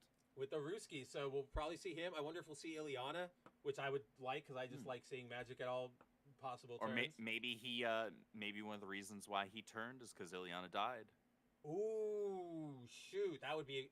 I think you're onto something right there. I think we'll probably see that, because yeah, Fury mentions in the first issue that already like millions have died from the initial EMP thing. So that Wolverine Revenge, highly recommended. I definitely think everybody should check that out. 100%. All right. What do you want to hit next? Did you read Phoenix number 3? I did read Phoenix number 3. We can hit Phoenix number 3. I'm at the end of Phoenix number 3. There's the beginning of Phoenix number 3 with the proper un-Photoshop guideline cover. Yeah. For those who didn't see, Marvel released a preview a couple days ago for this issue, and the cover upload had the Photoshop ruling guidelines around all the text over there. The what is the sinister scheme of the Black Order? Just funny. Funny. It was kind of a funny thing. I was like, oh, somebody didn't pay attention to what assets they were sending. Yeah, people. Exactly. you got to double and triple check those assets. That was definitely like a test one where they like exported it and they were like, "Is this what we want?" And they went, "Yeah." And then they accidentally grabbed that one instead. And they were like, "Cool, send," instead of actually uploading. Like, okay, yeah, let me go do it. Yeah, exactly. So this book, I really enjoyed the first issue. The second issue, I wasn't as enthralled with. I know you and I were kind of opposites on that one, where you enjoyed. I didn't not enjoy number 2, but you enjoyed it more than me. I was okay with. So I was with you. I didn't really like the Corsair stuff. I didn't like her sort of coming back down to reality. I want her to be more the Phoenix God. But I want to see Cosmic Jean right now. I did. The thing I did like from that book was I did like the little moment of Jean trying to take a break. Like, she gets back to her base and she's like taking off her boots or something. And she's like, oh, I'm calling tired. her husband. Yeah, and then she gets like an alert. I liked that little moment, but I wasn't hot on the Corsair stuff, and I was really worried that this book was going to devolve into just Jean Grey X-Men adventures in space rather than Phoenix adventures in space. And so that's where I was with you. Yeah. Okay. Yeah. So we were kind of on the same page with that. But this one kind of brought it back around for me. Did. With some fantastic art and layouts. Like this is a really good looking book, but also some really intriguing stuff that they're doing with the Black Order. And with what they hint at might be the antagonist for Jean in coming issues being Thanos, I was like, that would be good. Phoenix versus Thanos. And Phoenix, this is where there was a great panel where I think it speaks a lot to how much more confident in her abilities Jean is right now, and how much more accepting she is of the fact that, okay, I am the Phoenix. there's that moment where she says, you know, I'm not going to need backup, you know, if I go up against you, right? If I go up against Thanos. And I'm like, I was in her corner. I was on board with that. I was like, yeah, I want to see a knockdown, drag-out fight between the Mad Titan and the Phoenix Force right now. Please give me that, Marvel. Please. Because that's a cool fight, especially if he does not have the Infinity Stones. Oh, yeah. And he would still be a threat. Like, he would still be a fight. So, yeah, no, I'm right there with you. This book went more cosmic-y. It brought it all sort of back home, which I know you and I are both glad about, which I guess that makes sense now in the long run that your second issue had to be a little bit of exposition, but still, you had us worried for a second. But yeah, this issue brings it all back, even makes the Corsair stuff more Phoenix-y, kind of. Like, I liked this reveal that the reason they were there wasn't just to save people or stop the Black Order. Corsair was there to steal a feather from Odin's ravens, which are like completely mythical. So okay, I get it. That the fact that the prize was also as cosmic and crazy, I think did a lot to set us back there, like to put us back in space, back in cosmic, and away from normality. Yeah, it made it more of a cosmic thing rather than saying, oh, Jean Grey is basically, she may as well just be joining up with the Guardians of the Galaxy right now. Yes, you know, that's a perfect way to put it. Because that's kind of what issue 2 felt like, right? Except it was just like if she was only joining up with Star-Lord. With only Star-Lord. Dude, that's the perfect way to put it. I didn't even think about that. If we do shorts, I'm clipping that moment right there and being like, Industry Pro explains the problem with Phoenix issue 2. Oh, gosh. But yeah, so I wanted to mention the artwork too, because I'm a huge fan.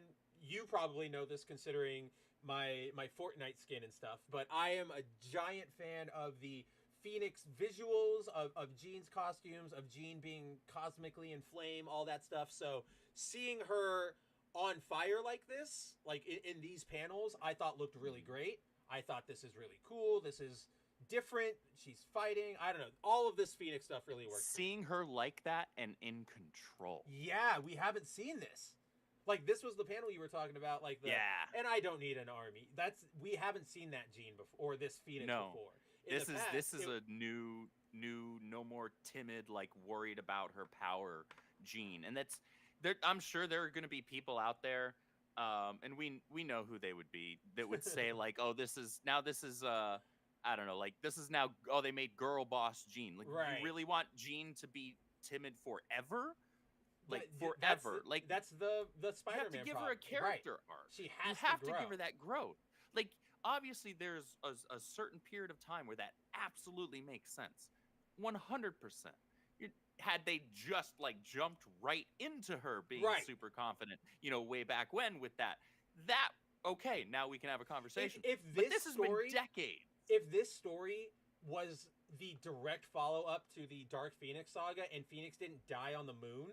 Yeah. Then that's exactly, I can see that problem happening. Like, where's the struggle? 100%. She's the bestest. But yeah, it's been decades. How many times has she fought with the Phoenix to control it? Like, A, it makes sense from a narrative standpoint, but B, I think fans just want her to do something else. Like, it's true. Like, every single time they've given the Phoenix to somebody else, fans for the most part have been like, nah, just give us Jean, right? Like, there were some cool suits in Avengers versus X-Men, right? And that's always fun to see the different suits and whatnot. If you want to do that temporarily or do it for an event, right?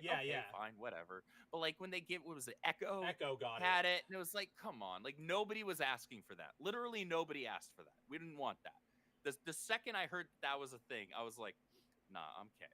Like I want Jean with the Phoenix. I went, that's stupid, but I'm going to read and see how it happened. And it didn't make it any better. There was no, so the big breakdown is the Phoenix decides, I'm going to have a tournament, and I'm going to give part of my power to a bunch of heroes, and they're all going to fight it out, and whoever wins gets my power. And so you had, like, Captain America, Black Panther, Wolverine, what's her name? The girl I like a lot, not Kazar's Sheena, the She-Devil. She had it. Shang-Chi, a bunch of these heroes. And so in the tournament, eventually as the rounds are progressing, it comes down to like one of the final rounds is Echo versus Namor underwater, and the Phoenix decides to like bless Echo, and Echo wipes the floor with a Phoenix powered Namor underwater, and that was the point where I was like, no way, can't do this anymore. Gorilla Mar is taken off. Oh no, did it pop up? Gorilla Mar is taking off. Thank you for hanging out, man. Yeah, appreciate you, man.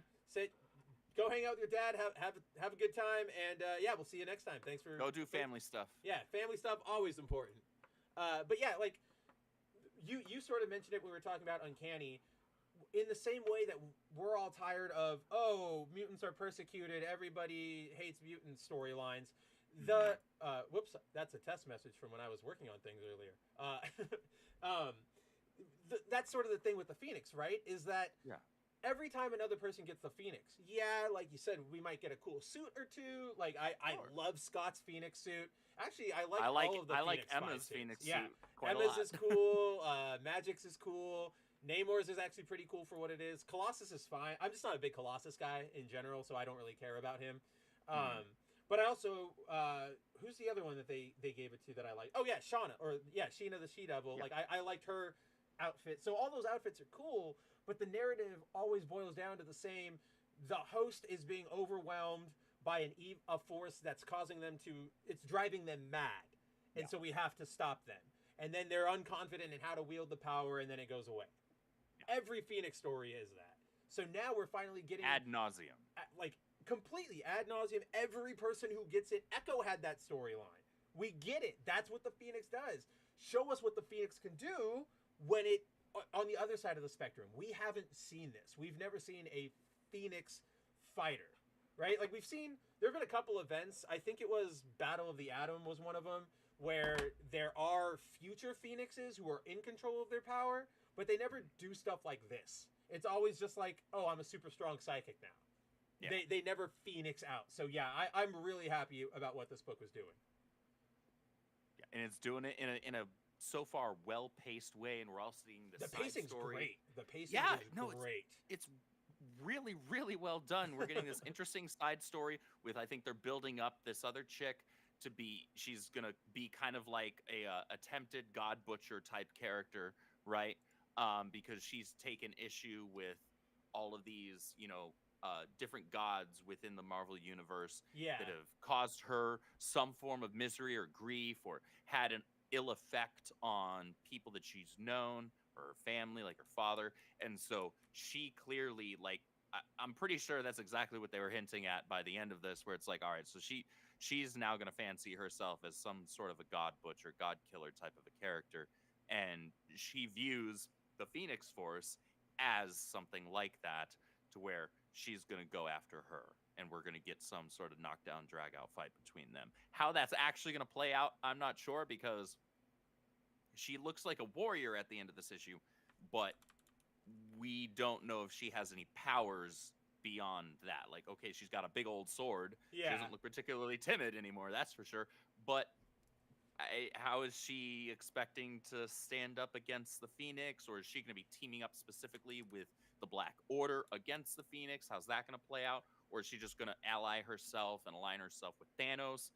Because I think that's a pretty clear setup is what they're doing there. Yeah. But what's that ultimate thing? Because she clearly has some sort of a personal beef, not necessarily with Jean herself, but with anything that's like a god in the Marvel universe. And so she says it right here.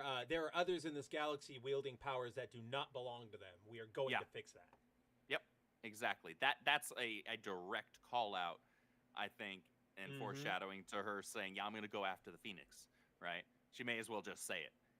So I'm really curious to see how it plays out. And I'm Marvel, please give me Phoenix versus the Mad Titan. I need to see it. At some point, please. Especially with this art, because this art is so good. Who is I can again? Just imagine how crazy it is. It's Alessandro Miracolo. So I don't think I've probably read like a one shot or something from them, but I'm so impressed by their art in this issue. This is good. Their panel layouts are great. Their paneling is nuts. It is.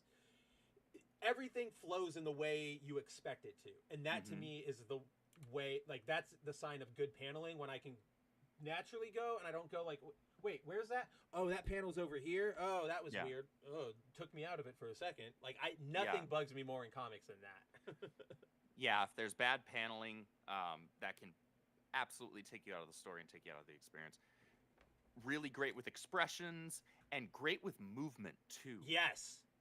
There's nothing worse than looking at sequentials where there's no movement, where it all feels static. Right? Where it's just like everybody basically may as well just be standing around like a statue and striking a hero pose, right? Because it's like there's no movement whatsoever going on. There's no dynamicism. So it's like it's really great to see interiors like this from not just a great artist, but a great artist that can do. Any good artist can do a pinup, right? Right. Oh yeah. Or do a splash, but doing something that involves sequential movement and each panel actually showcasing that movement, that's not an easy thing. That is a talent. Like I point to this one where Jean's just standing here talking to Corsair, but look at how she flickers like she's in flame, and so does like Corsair's hair and color keep changing because of the wind in every panel. It's subtle, but that goes so far in selling they're moving. It's alive. There's something happening right now. That's a credit to the colorists too. Oh yeah, 1,000. We've seen like with what happened to Sarah Pacelli's art recently. You need good colorists and you need good inkers. Otherwise, everything looks muddy. Yeah, but yeah, it'll fall apart. I'm super about this book. I'm really excited to see where they go going forward. Let's get some Thanos fights going. Let's just get more Phoenixing going. And yeah, I'm really happy that issue 3 brought us back to where we needed to be.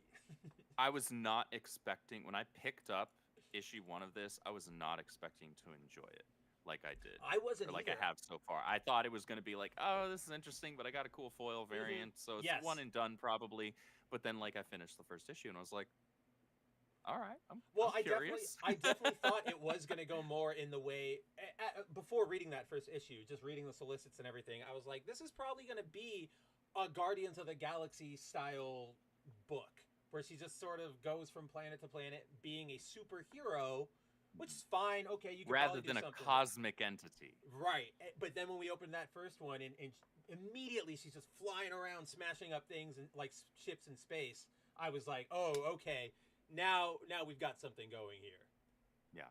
And to their credit, they're keeping me. They're keeping me here. No, I'm right here. This is probably one of the better X books, and I now am really excited to see what happens next.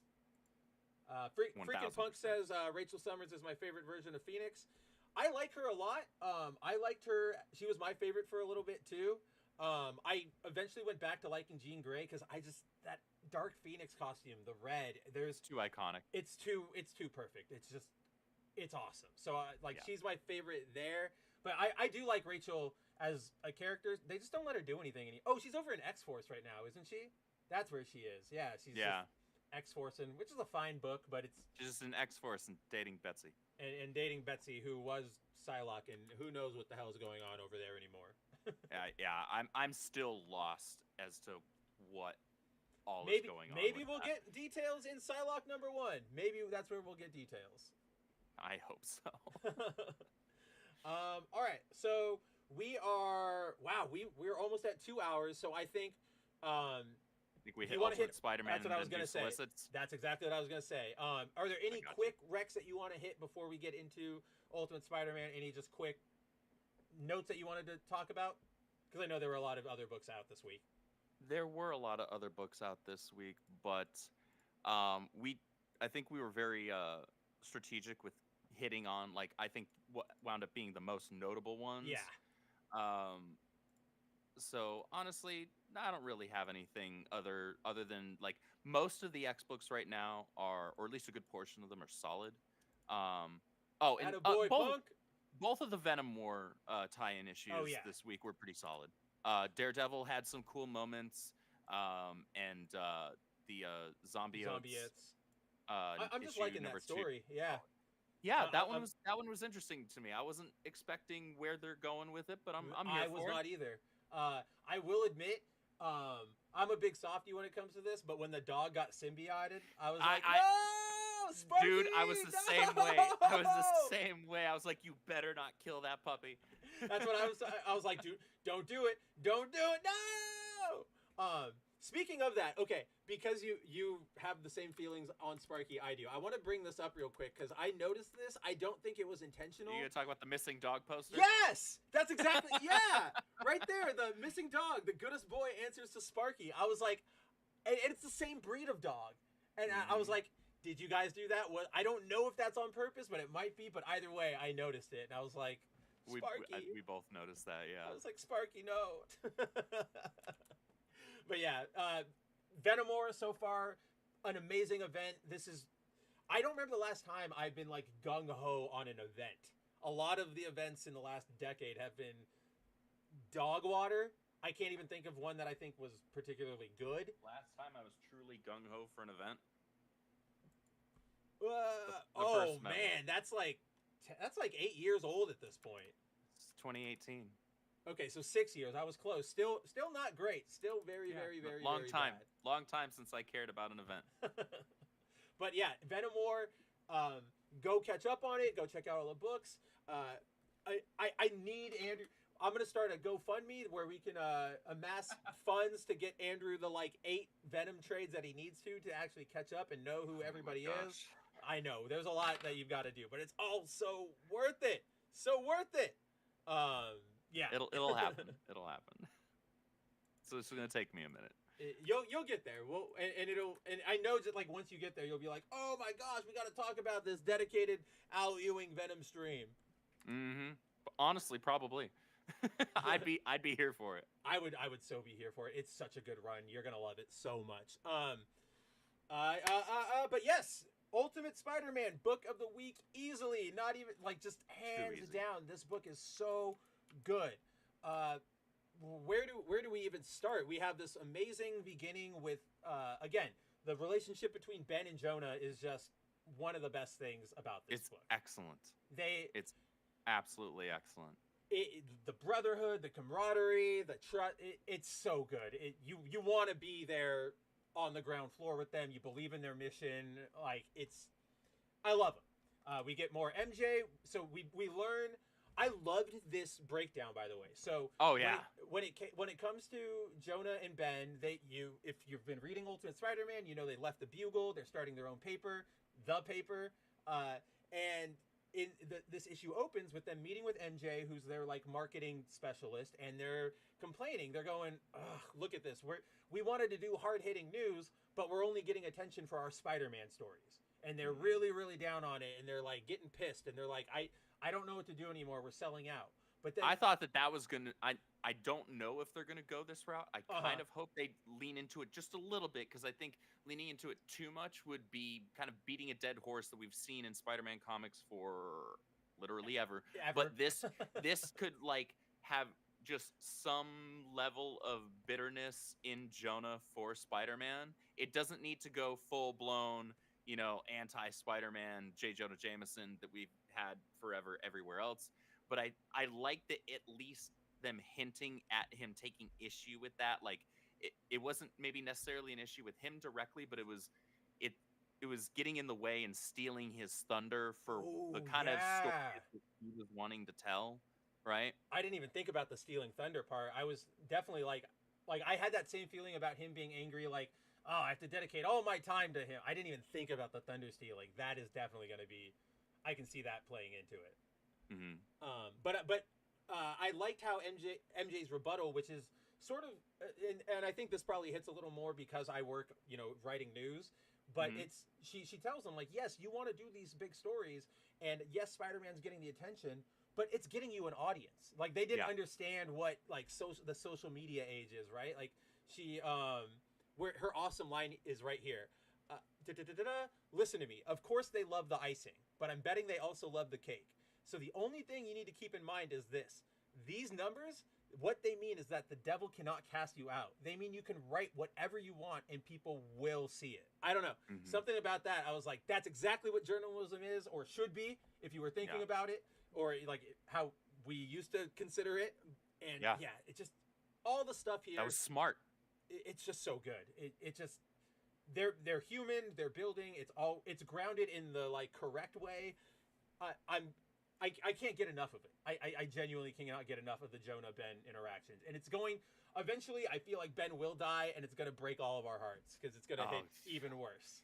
Because well, I guess it's possible that he will, but I feel like at least as a possibility, I feel like the premise and setup that May is the one that's already dead, that they're kind of replacing May with Ben, and that's the flip 1,000% in this universe. So I see that as a possibility. However, if they do go the route of killing off Ben at some point, as well as to what we'll get to later on in the issue, what we were talking about earlier, like that, man, if Hickman sets up both of those things right, that's like no dry eyes. It's going to destroy everybody. And so I agree with you on the Aunt May thing. I don't think they're when I say they're going to kill Ben, I don't think they're going to try and recreate the great power moment or whatever. That's all done with May. That's all past. That's not this Peter. But this is still Spider-Man, and Spider-Man does not, those around him, things don't work out well, right? Captain Stacy, Jean DeWolf, Harry, Gwen, all of these people. So that to me is just like him still being here makes him a target. And one of the ones that I would feel Marvel would be more likely to eventually kill off. But then again, this is Ultimate. I genuinely don't know where they're going at this point. Like that's one of the best. Okay, we know slightly where they're going, as we'll get into. But I think we have a solid hint at where they might be going with at least a certain character. Oh man! So yeah, let's get into actual Spider-Man. So we get more of the relationship between Harry and Peter and Otto, specifically how they're working on the suits, how they're trying to break the Stark tech. We get this really, I loved this moment. So basically this bit in this issue is that Otto says, I have new suits for you. I broke the Stark encryption. Now we can use them on our own. They can't track us, so suit up. And Peter goes, okay, I would do that. But then he sort of like talks it over with his AI and his suit, and they come to the conclusion that Otto's just gonna whatever he wants to do with it. It's nefarious. Like it's not. We don't trust him. Right. We don't trust him. And so that's what's happening on this page. And I loved this. So there are two things I wanted to point out that I noticed here. One, the very obvious one is the Otto panel there, that 6th panel where he gets really dark and he because that's what Peter asked him, what are you going to do with my suit? And then he, gives him, I'm going to build a Faraday cage. We're going to hang on to it. It'll be safe, Peter. Don't worry. That was Hickman giving us a freebie, I think. There. Yeah. Oh no, it's a big freebie, but I like, I don't know, the way the goggle highlight there, the way he did it, it worked for me. It was just that art in particular. I went some Gendo Ikari stuff, right? Yes, exactly. The second thing is, I don't know if you noticed this, but do you notice? So we see it later on. I'm just gonna forward a little bit just so I can point it out. Where is it? I know. Okay, so right here, Harry's armor, when it talks to him, has the green and white, right? Like that's Norman talking to him. When Peter's talking to himself, it's black and white, like a certain suit that he used to talk to all the time. So I'm wondering. I don't think that's not deliberate. I don't think it's not deliberate. And to that point, I was going to say, I'm wondering, this is a huge speculation. Maybe because, as we see, Pete says, or Doc Ock says, here's your new armor, which is the spider armor. I actually laughed pretty hard at this. Yeah, it's like love a the spider super armor. bulky version of the spider armor. It's the spider armor mixed with that Ends of the Earth armor he wore for like that one story slot did. So I laughed. It's got a good chuckle out of me. Pete decides, I'm not going to take that suit. I'm going to hang on to my suit, whatever. And then Otto goes, yeah, okay, well, you can't be tracked by Stark, so you need something else. And in sort of being like a dick to Peter, he gives him just a spandex suit. Which is, I thought was like, there we go. We got him in the spandex suit. But to what I was saying, black and white text, the way the suit functions, and the fact that it's a reflection of his mind, like the AI suit is his mind, I'm thinking we're looking at our Venom. Or at our symbiote. Something is going to freak out there. Something is going to go wrong. He's going to be left to his own devices, and the AI is just going to go crazy. And we need to be back with you, Peter. Like we need to get out again. And so that's my speculation, is that we've seen our symbiote. Yeah. No, I think you're right. I think you're spot on with that, honestly. So then we get the Sinister Six finally are starting to make their moves.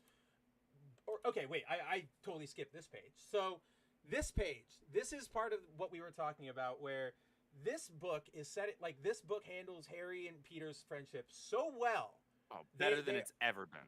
Better than it's ever been. Like, this is what Andrew and I were talking about earlier today. This stuff is better than the 616 Spider-Man, or their relationship in the 616, better than the one in the Raimi movies. Just, they feel like genuine friends.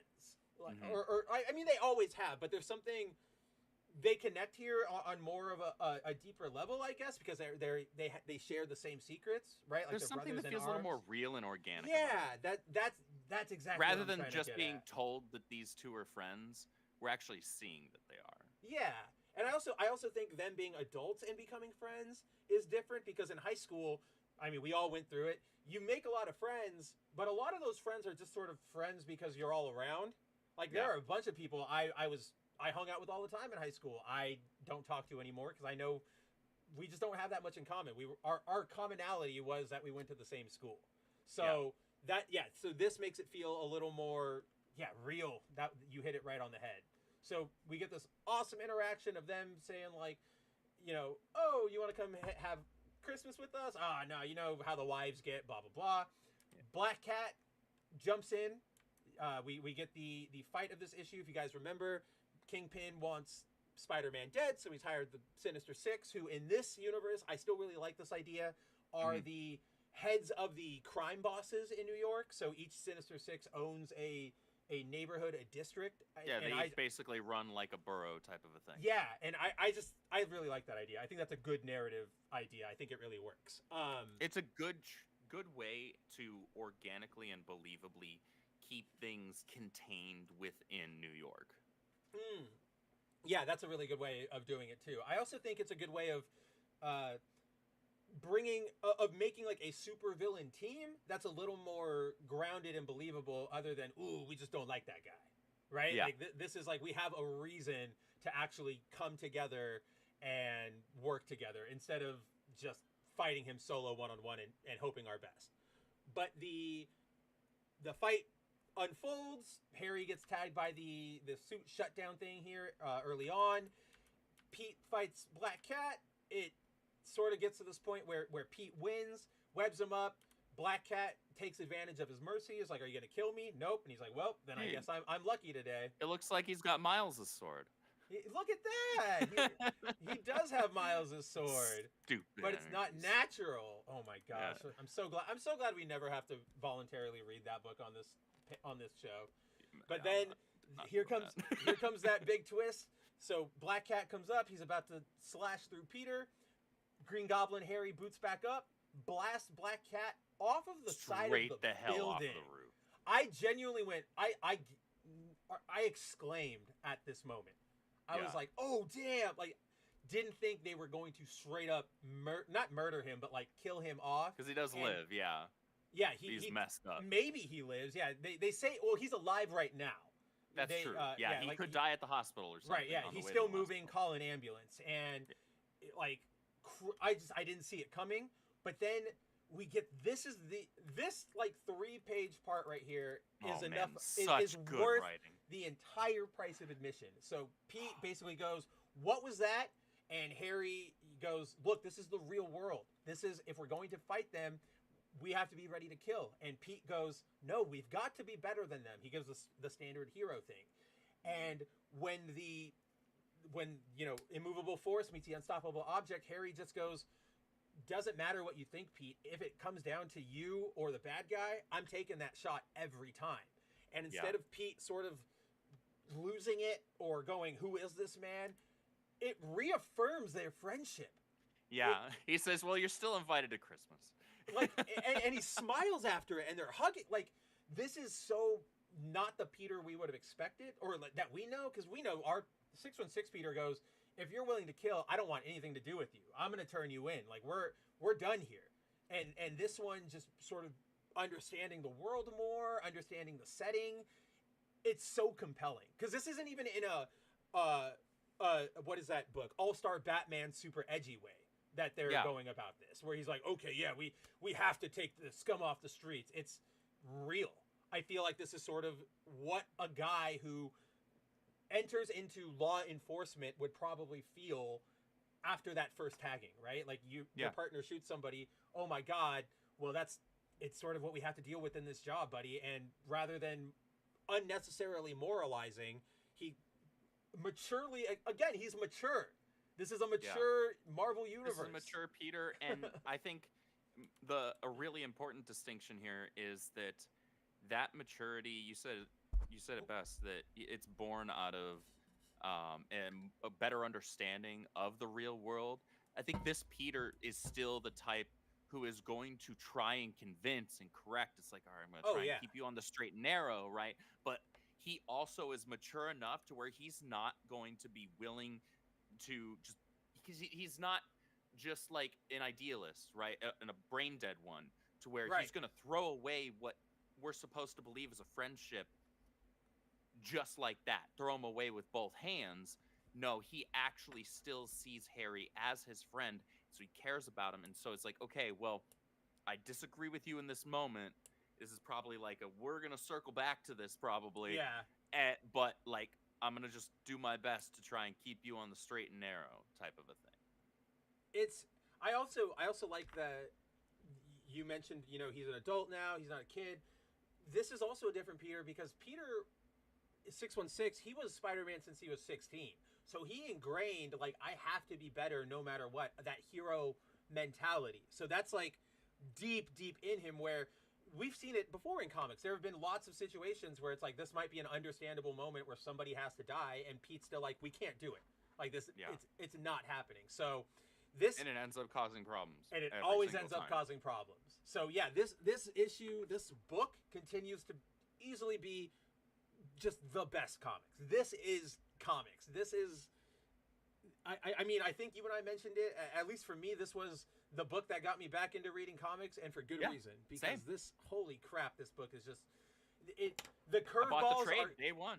I'm waiting for a good Hickman Ultimate Omnibus, because that thing is going to look they'll do like a really nice hardcover, and I'll get that too.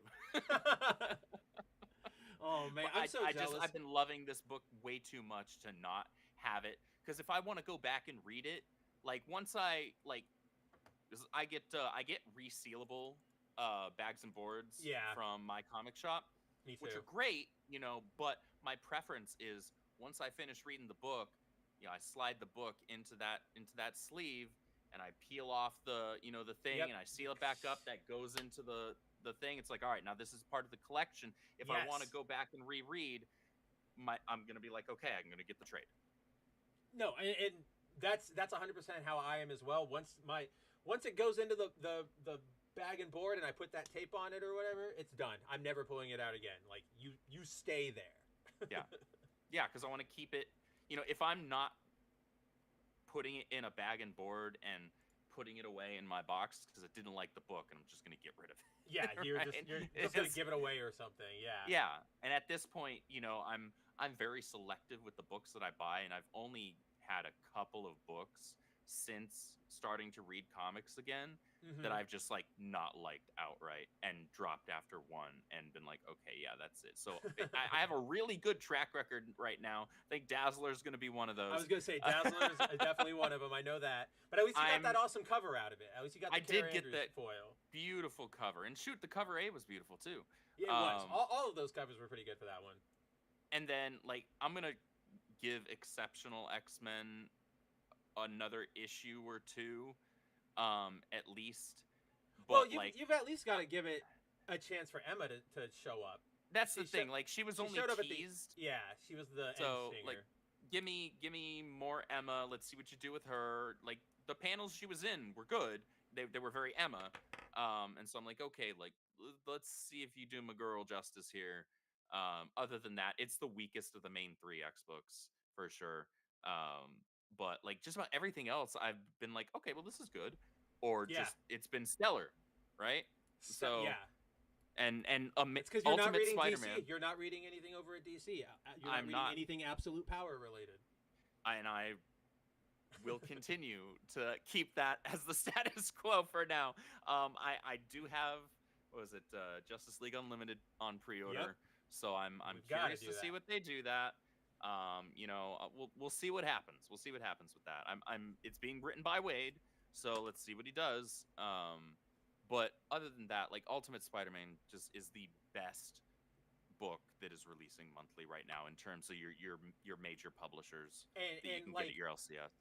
Like this to me, between like this interaction with Harry, like this one and last issue when Harry was like, "Where am I on the list?" and you weren't on it at all. You weren't even on it. Yeah, you weren't even on it. And then the entire Gwen issue, what was that, issue 6, where they just had dinner. Mm-hmm. To me, this is a book that is. I'm going to go out and say it, and history can judge me, but I feel like this is going to be one of those ones that sort of transcends the medium.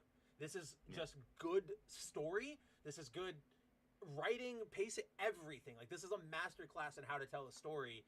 Just whether it's a reboot story, an original story, it doesn't matter. This is just an incredible book.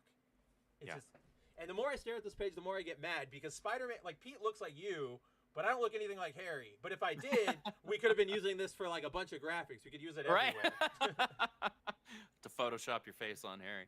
I'll just close his eyes down. It's fine. Right. It'll all look I exactly like really me. have to do is get some stronger product and push it back a little bit more. But well, when Pete puts on his glasses, he looks exactly like you.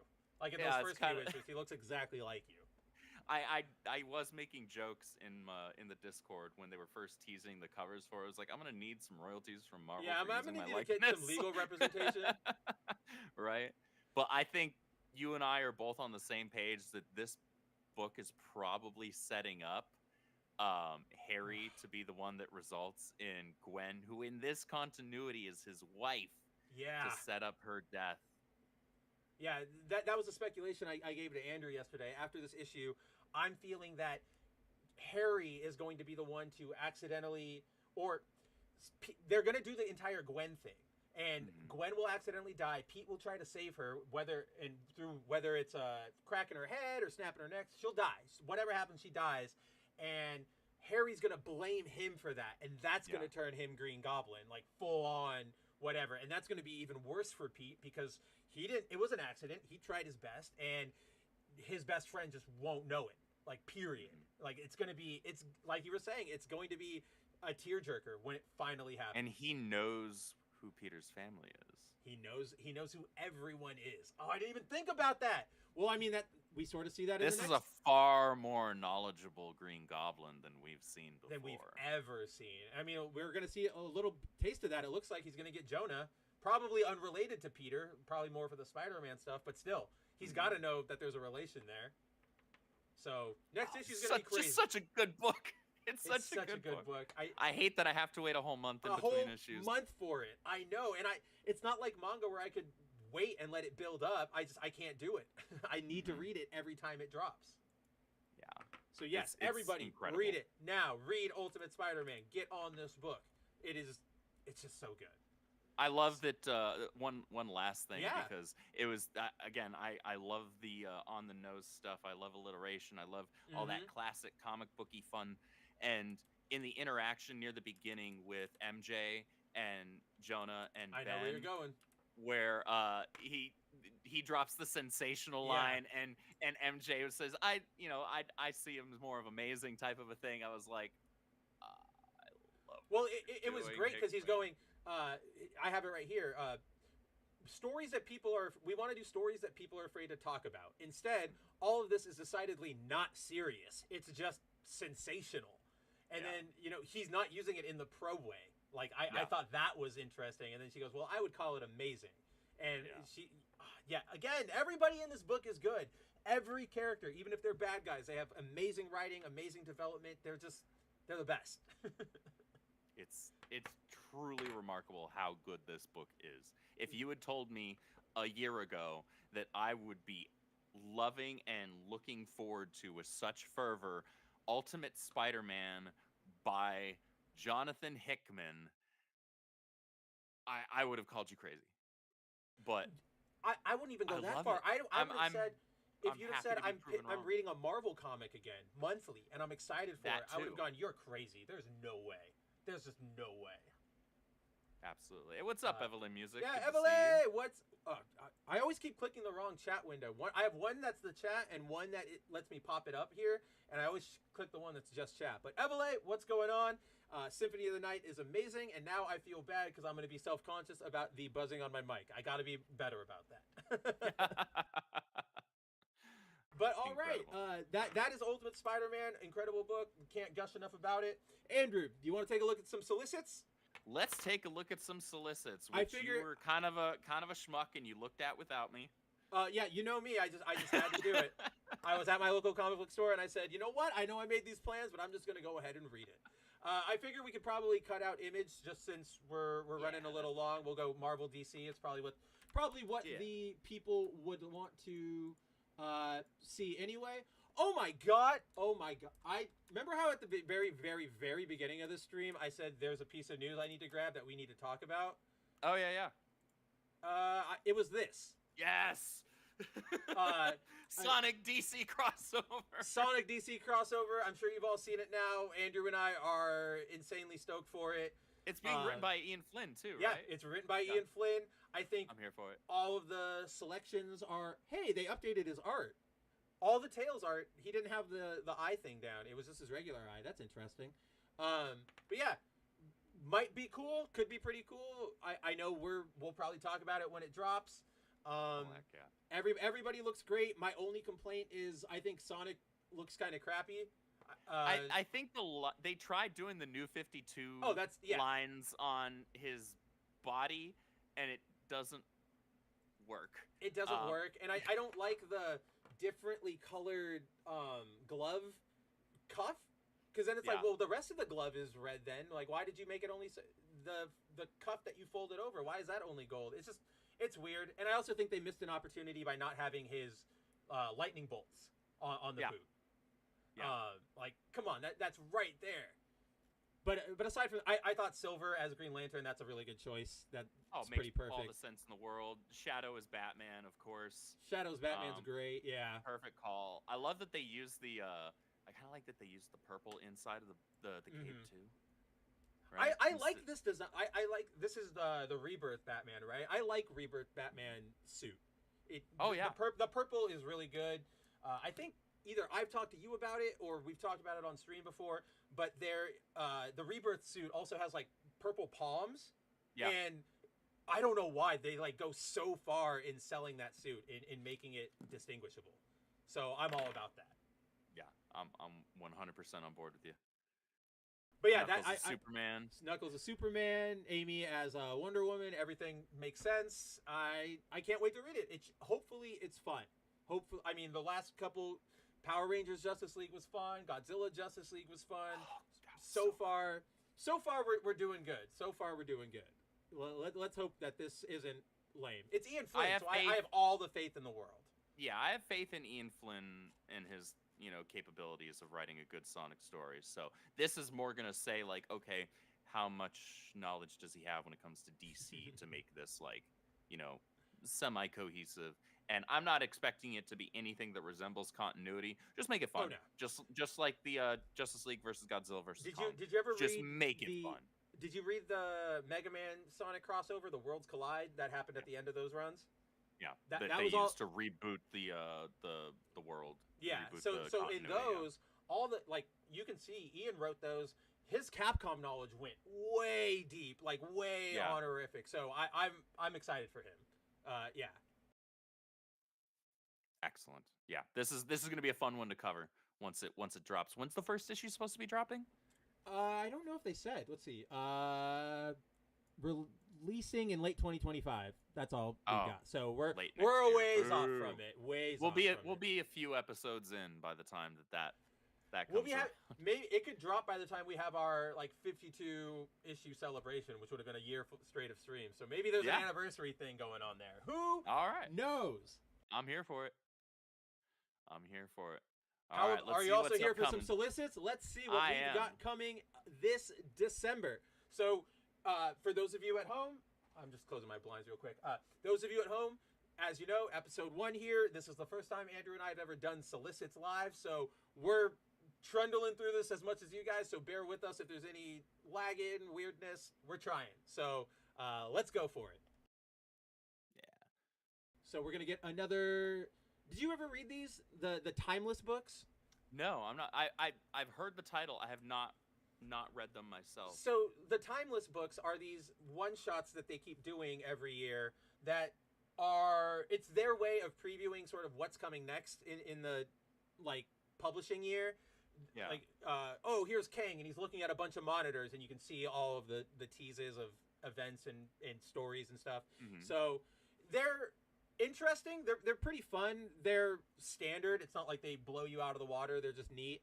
It's looking like that's just what this is going to be. Just another, see, your first look at the most unforgettable stories of 2025. So, okay, neat Time little slide, preview huh? issue.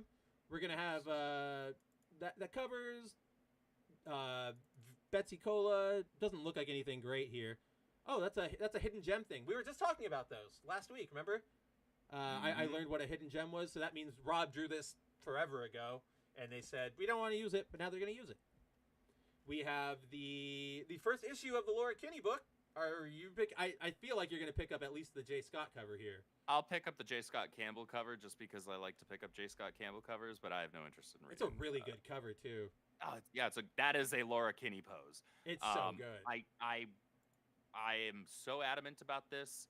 They need to stop calling her Wolverine. I hate Call her Talon. Well, they can't call her Talon. That's Draken's technically going by that right now. Is it stupid? I know. It makes so much more sense for her. She has them on her feet. I don't like her being called Wolverine. It just doesn't work. I hate it. I'm not a fan of it. Talon works. Razor would work. Anything else, give her a name if you had to. I was a big fan of her using X-23, and they explained it like she's trying to reclaim it. And I'm like, that's awesome. Okay, I like that. Go with that. And, you know, to me, it echoed all the mutant struggles, you know. Mm-hmm. Yeah, X-clones, but I'm a person. I'm going to reclaim. And, yeah, then they just said, we need diversity. We need a strong female protagonist.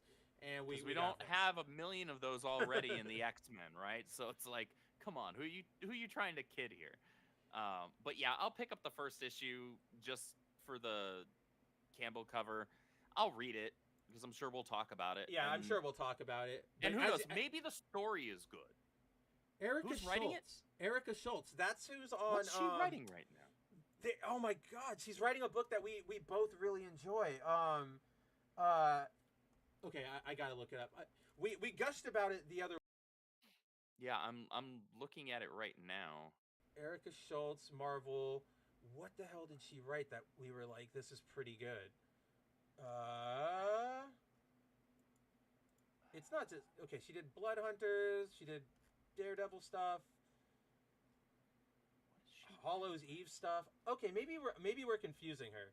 There was somebody we were looking at last week. We were like, oh no, that's what she's doing. That is what she's the Venomous writer. Oh. Uh-oh. Yeah, she's writing Black Widow Venom stuff. All of the symbiote stuff. She's writing that. Okay, so my expectations for this book just went up. Yeah, fairly significantly. That now it's a definite read. We'll see. I still hate that they're calling her Wolverine. I know, but she is clearly a good writer when she's handed a character that she knows what she's doing with, and she clearly knows what she's doing with Natasha. So I'm curious to see if she can do the same thing with Laura. I mean, they're kind of characters in the same vein.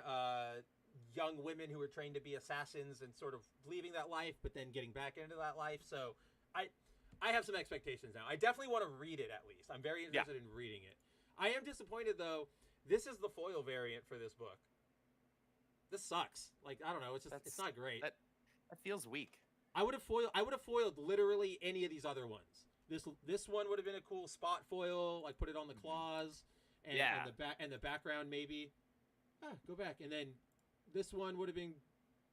What is happening here, AIPT? Why are you being mean? Okay, your site's just broken. whatever. Okay. Whatever. But yeah, like I guess we're not looking at that one up close. I guess we're not looking at that one. But the Campbell one would have been great in foil. I'm excited now. Oh, now Okay. this is the one Ooh. I know we're excited for. Look at all of Yes. this. Ugh. I have half of those pre-ordered already. I think half of those. I had half of them, and then I dropped this one. I dropped the Marvel See, one. that is the only one of those Bengus covers that I kept. It's the only one. It was the one I was most tempted to, but I think I was just like, after you guys did such a rug pull by saying Oh, it was Bengus insulting. covers, and it's just the art from MVC2. I was like, I don't want to look at you right now. Maybe I'll pick you up when you're on sale on like Midtown Comics, but right now I don't want anything to do with you. Yeah. But yes, all these covers look so good. All of the, I mean, they've got they got our boys. Iban's on it. You got Iban.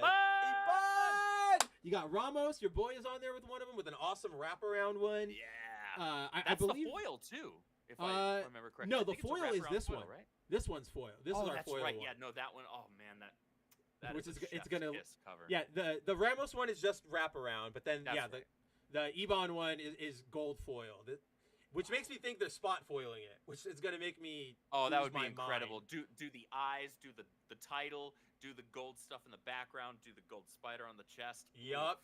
Whoa, this, man! Like this is going to look can't like. Get here quickly enough. I'm so excited, and again, we're gushing about the cover, but this is leading off, or this is coming out of Venom War, so it's going to deal with whatever is that coming there. It's Al Ewing still, so it's the guy who's been writing it. It's just, it's the next part of an already amazing story, and it has incredible covers. I know you and I are both big fans of the redesign, even though it doesn't seem that extreme. They gave him sort of like sharper eyes and a what do you call it, like a spider that stretches out more. Like the spider is different. The spider like connects around now. But I'm so excited just to see what happens. I'm excited to have this in my hand. Give it to me. Give it to me now. I need it now. Yeah. I might grab all of those covers, to be honest. They're I think not. The only ones I don't think there's any bad one. The only ones I don't have pre-ordered already are the Venom horse, and then the one right above it. And now that I'm looking at these, because this is my first time seeing those two. Yeah. I might. This one's good. I might just have to add the. You know what? To hell with it. Do it now. Get it before I forget. I'm just gonna go to Things from Another World right now and add it to my list. See, that's I would do that if I wasn't the one hosting the damn stream. I'll remind you to afterwards. You better. Yeah, there's a lot more too, because if you look at this, like there's an Eric Larson cover that they're not showing us. That's what, issue number 5? Is what this is number 1. Oh no, that's New Venom, right? Yeah, all new Venom. All new Venom. Not That's Venom War. This is all new Venom. That's this is that first of the series. Okay. So I think this one is Stephen Platt, and then I have no idea who Venom Horse is. I know it's a painting, but I know it's at least not Alien Man who haunts my dreams. Yeah. Let's get this here. Venom. Oh wow, Things from Another World still doesn't have those ones shown. In Really? Terms of, yeah. Of like pre-order listing. Well, then that means that means we'll definitely get the like 70% discount. So it's going to cost us like $2. All right, let's see. What else do we got? We got to tie into the Friendly Neighborhood series. Which looks really dumb. Who really cares about this? It looks really bad. It's not even in continuity. So why are we doing this? I did notice right here that's written by Christos Gage, so it might read well. I have zero interest in everything related to this project. There's just nothing that appeals to me. Even when they said it, the only thing that made like barely appealed was, oh, this is the prequel to the MCU, and then it's not even that anymore. They changed all those plans. So okay, cool. There's no point here. We're getting a full Infinity Watch story, which might be cool. This is the I mentioned it last week. This is the story that's going on in the annuals where all the Infinity Stones have fused with various individuals, some of them new, some of them old. Like, obviously, Phil Coulson is there. He's got the Death Stone. This guy in the middle, he's a character who's been around. His name was the Prince of Power. He's got the Power Stone. Colleen Wing has the Mind Stone now, and then you have time, space, and mind are new characters. The characters and the concepts aren't bad. I've been reading those annuals. They're not anything to super write home about, but something interesting could be done here. I think mainly I'm really interested. I really like the Prince of Power character, the Apex guy, the Power Stone dude, just because he's sort of that dumb meathead jock character who doesn't ever really learn any better, and that's I know that sounds like a very like modern audience reading of a character, but it's in the best way possible. He's a dumb meathead in the best way possible. So yeah, he's a fun character. I don't know about them getting a full series. Maybe it's starting as just a mini. And maybe they're gonna gauge it.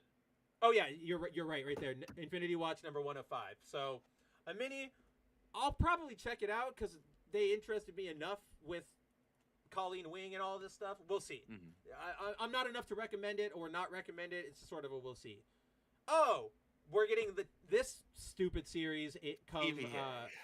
This series pisses me off because, for those of you who don't know, the TVA series is basically the TVA recruits a bunch of heroes who don't have a home in the MCU or in the Marvel Universe, and they go through like Deadpool 3, and they fix all the timelines, and they make sure nothing collapses.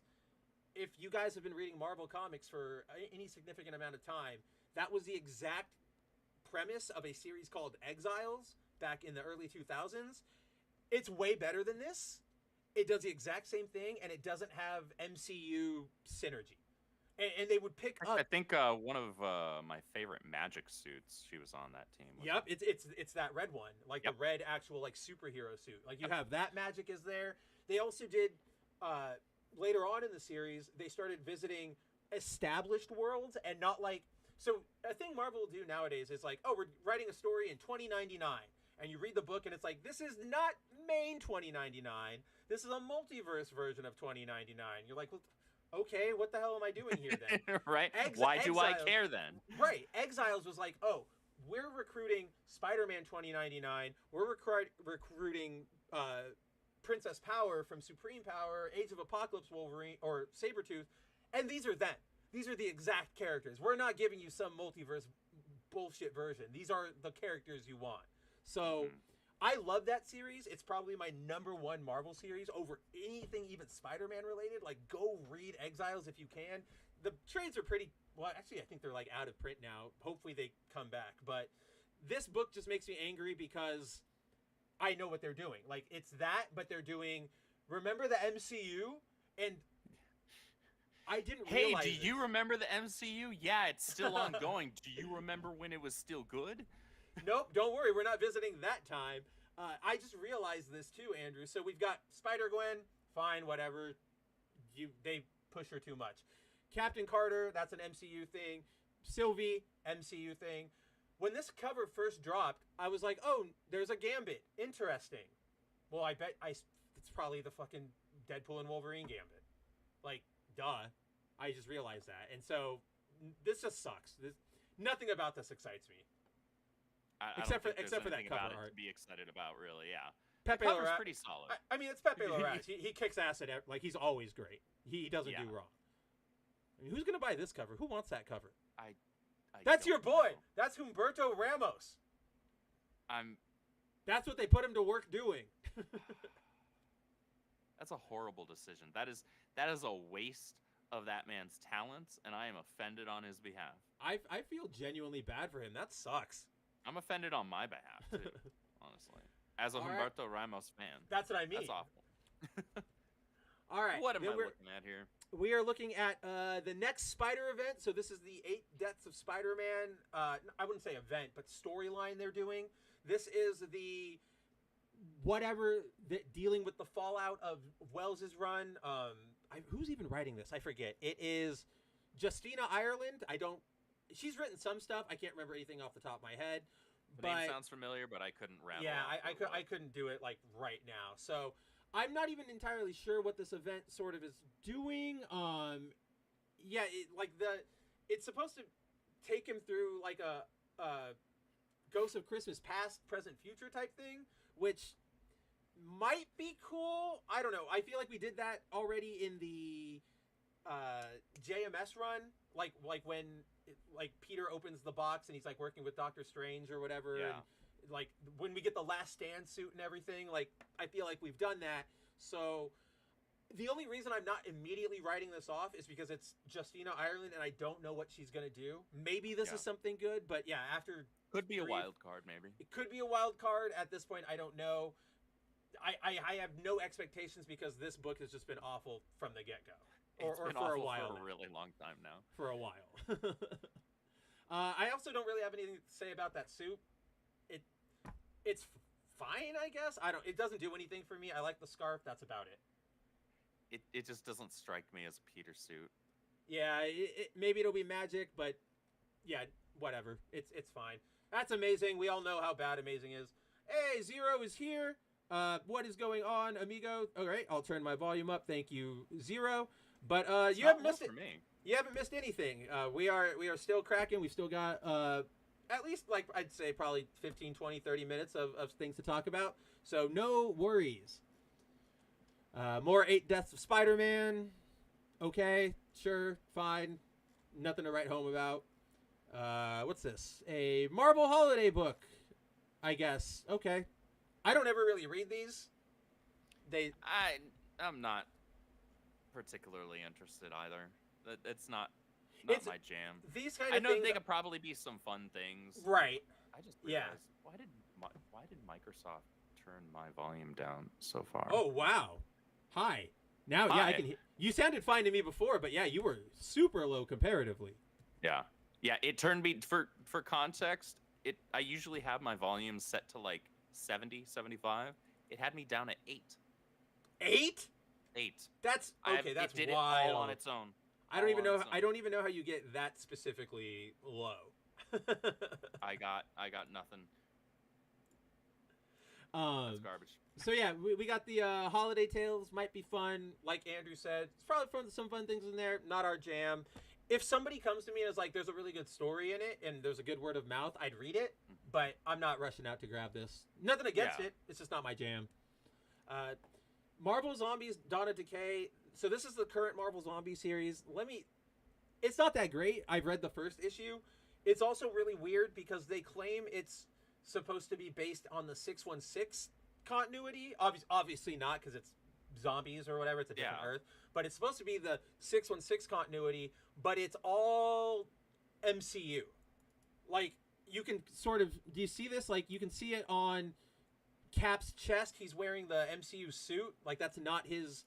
And then in the first issue, they have Ant-Man show up. They have Scott Lang, and he's like, "Hey, everyone! Like, what's going on?" And he has short black hair, like Paul Rudd, instead of red hair, like Scott Comic Lang is supposed to be. So that weird discrepancy kind of, when I see things like that, it makes me put off from a book. I don't know about you, but I'm like, you clearly didn't do any work. You just sort of slapped it together. If you're not going to put in the effort to make it, I'm not going to put in the effort to read it. Exactly, 100%. And if they're doing that, I mean, they're clearly pulling on the fact that the freaking MCU move. What was it? It was No Way Home, wasn't it? That called the MCU main universe 616 universe. I remember being or Multiverse of Madness. That's what it was. The that's Doctor what Strange it was. one, Yeah, and I remember hearing that and being like, "Oh, piss off!" Like, I hate Kevin Feige for trying to do that so much. Like, you're not gonna get a freaking fan service pop out of me for that. I know way too damn better. Right? We all know better. And this, not only do we all know better, but I know that, like, the hardcore MCU nerds, they also, like, felt like, oh my god, because, like, that throws in a whole bunch of problems for, like, what Earth are we on? How do I distinguish what I'm talking about? We don't know anymore. I'm Earth 616, the movies. I'm Earth 616, the comic books. It's like, well, that's why we had the designations in the damn first place. Yeah, exactly. Supposed to delineate between Kid Pool and Spider Boy. I'm presuming. Oh, okay. So it's a one shot. They're just building. This is marketing. This is what it is. Yeah, they're really well. They just came out with that omnibus this week. I think that was the Deadpool Spider-Man team up series. Oh, really? They had. That's pretty smart. That's actually not a bad series. It's fine. I remember reading some of it. Yeah, it's not bad. It's a lot to take in all at once. Like, you can't binge through it because then it'll grate on your nerves. But if you read like an arc or two a week or something, you'll probably have a lot of fun with it. But yeah, hate Spider-Boy. Don't really care. Don't really care about Kidpool at all. Yeah, I have no need for it. Yeah. We're getting the Wolverine main series. Come on, one of these has to be foil. All right. I don't think it's up here yet. Unless... Oh, no, it's this one. It said down there, Mark Bagley foil variant. This is going to be it. I got to get this thing. This is beautiful. Of course you will.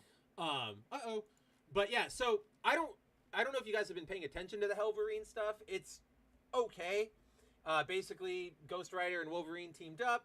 The bad guy of that team up got another Spirit of Vengeance, who's like an evil Spirit of Vengeance, to take over Wolverine. Wolverine was the Wolverine for a little while, beats it. The guy tries again, puts it in Dakin. They fight. They win out. Dakin learns to take control of the spirit, and now Dakin is our Wolverine. So that cover right there is... Which one? This one? Cool as hell. This is what's his name? It's a manga artist. No, who is it? Oh, that might be... Who is this?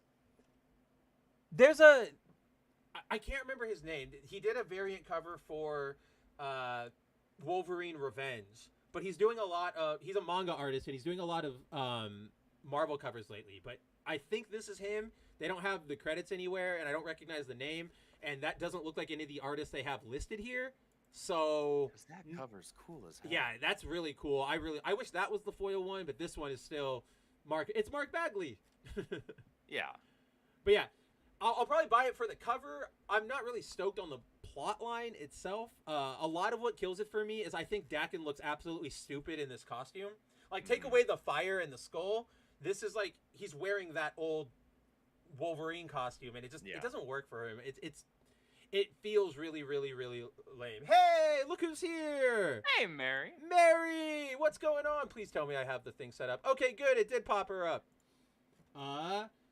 So yeah, I don't really... Oh, it's written by Benjamin Percy. Might be cool. He's the guy who wrote the most recent Wolverine series, which I enjoyed a lot. Cool. Yeah, might be cool. So we'll see.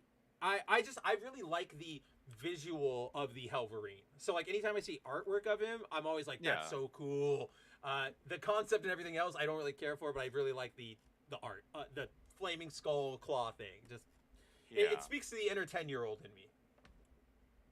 Okay. All hi to you back. So looks like we're getting a Hell Hunters series. Not sure, what is this? A U.S. Sergeant Sal Romero is parachuting into Nazi-occupied Europe. Young Nazi officer Felix Bruckner becomes the host for an unspeakable evil.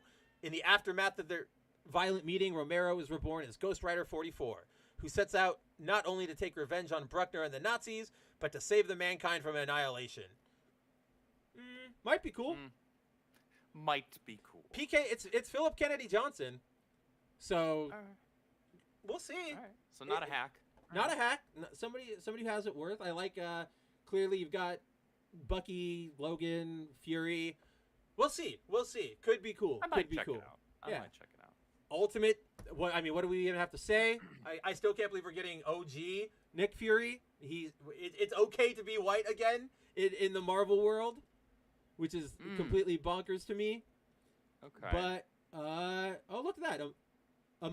This is a special Ultimate Universe 1 year in. Interesting. So we've got the standard cover. I know who that artist is. I don't particularly like him. Who is that? That's Stefano Caselli. That's the guy who's on Black Panther. He's fine. Let's see. What do you need me to? What do you need me to sort for Harry Potter?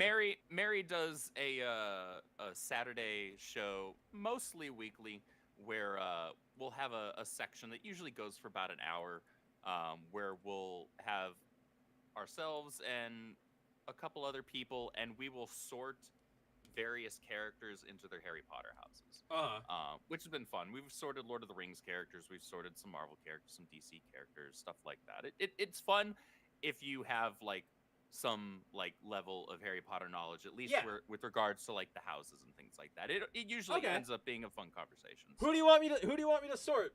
Mary, who do you want me to sort? I can do it. I'm not a fan, but I know what I'm talking about when it comes to Harry Potter, especially because I read the books, I watched all the movies, I liked them. I would never have self-described myself as a Harry Potter fan, but I like them all, engaged with all that stuff. I did Potter more, but I also my last long serious relationship, like 4 years ago, I was with her for like 4, 5, 6 years, but she was really into Harry Potter. Like she was like Andrew with Harry Potter. So I know. Mary's even more so than me. She's the most knowledgeable person on it that I know. All right, Mary, tell me how to achieve the best build in Hogwarts Legacy. I don't even really care. So yeah, looks like a neat little special that is going to set the stage for the second year of the Ultimate line. I'm glad that it's a new story and it's not like a recap sort of issue. That makes me happy. Yeah, because we don't need that. That peach cover's cute. I don't think I'd buy it over the standard one. I think I'm just gonna go with the standard one for this. Really? That shocks me. That's your girl. It is my girl. This one just doesn't feel that exciting. I like I think I've told or not exciting, but I think I've told you this before. It's sort of the same thing I have with Art Germ. I love Momoko and I love Art Germ's work, but the second I start trying to collect their covers, then all of a sudden you gotta get all of them. I've got to get all of them, and Momoko is one of the people like Campbell or whomever that gets all, like Art Germ, Campbell. She gets the 1 in 100 virgin printing variants, which is like, okay, what am I gonna do? $700 for this issue of the Marauders by Vita Ayala just to complete my collection. So, like, I would love this if it was in an art book. If you can give me an art book, I'll go, yeah, this is incredible. And if I end up being like a big fan of this race swapped Black Cat, I can see myself using that image a lot in like articles or as avatars or something. But yeah, see, what you need is just a Peach Momoko art book. Like I have my big Art Germ art book from 2019. I think is when they came out. It's got Supergirl on the front. I need it's a Supergirl one. I need both of them I need Marvel to give both of them the art book treatment that they've been giving everybody else. You remember you know what I'm talking about? Like the David Mack, the David Nakayama, the Alex Maleev. They have those special The Art of series that they're doing that are all Kickstarter pretty. They need to put them in there. Just because I feel like they're dedicated to that, and if I went out right now and bought that Art Germ book, they're going to announce tomorrow, Art Germ's getting the Art of Marvel like treatment, and I'm going to like crap myself. And spend whatever you have to on it. And spend whatever I have to on that and another pair of pants. Right. Ultimate Black Both Panther. Who really cares? I'm not even jazzed about this book. This book is really, really weak, so I have nothing to really write home about it. It's like the only Ultimate Universe book that we haven't praised. I mean, I haven't praised X-Men. Ultimate X-Men, but that's because I'm not reading it. Right. Yeah. This is one. Its praises from day one. This is one where it's just straight up. Neither of us are interested even just engage. It's boring. I mean, I've told you. I'm reading it, but it's just if you watch the MCU movies, it's that exact same thing. It's just that. It's just kind of rehashing plot lines that have been done. Nothing new, nothing particularly interesting. I mean, the art looked solid enough, but I'm not a big enough Black Panther fan to be like, I'm going to check this out. Like, I would sooner grab, and maybe I will do that one of my next trips to my my LCS. I'll see if they've got the freaking Ultimate X-Men trade volume. At least volume 1.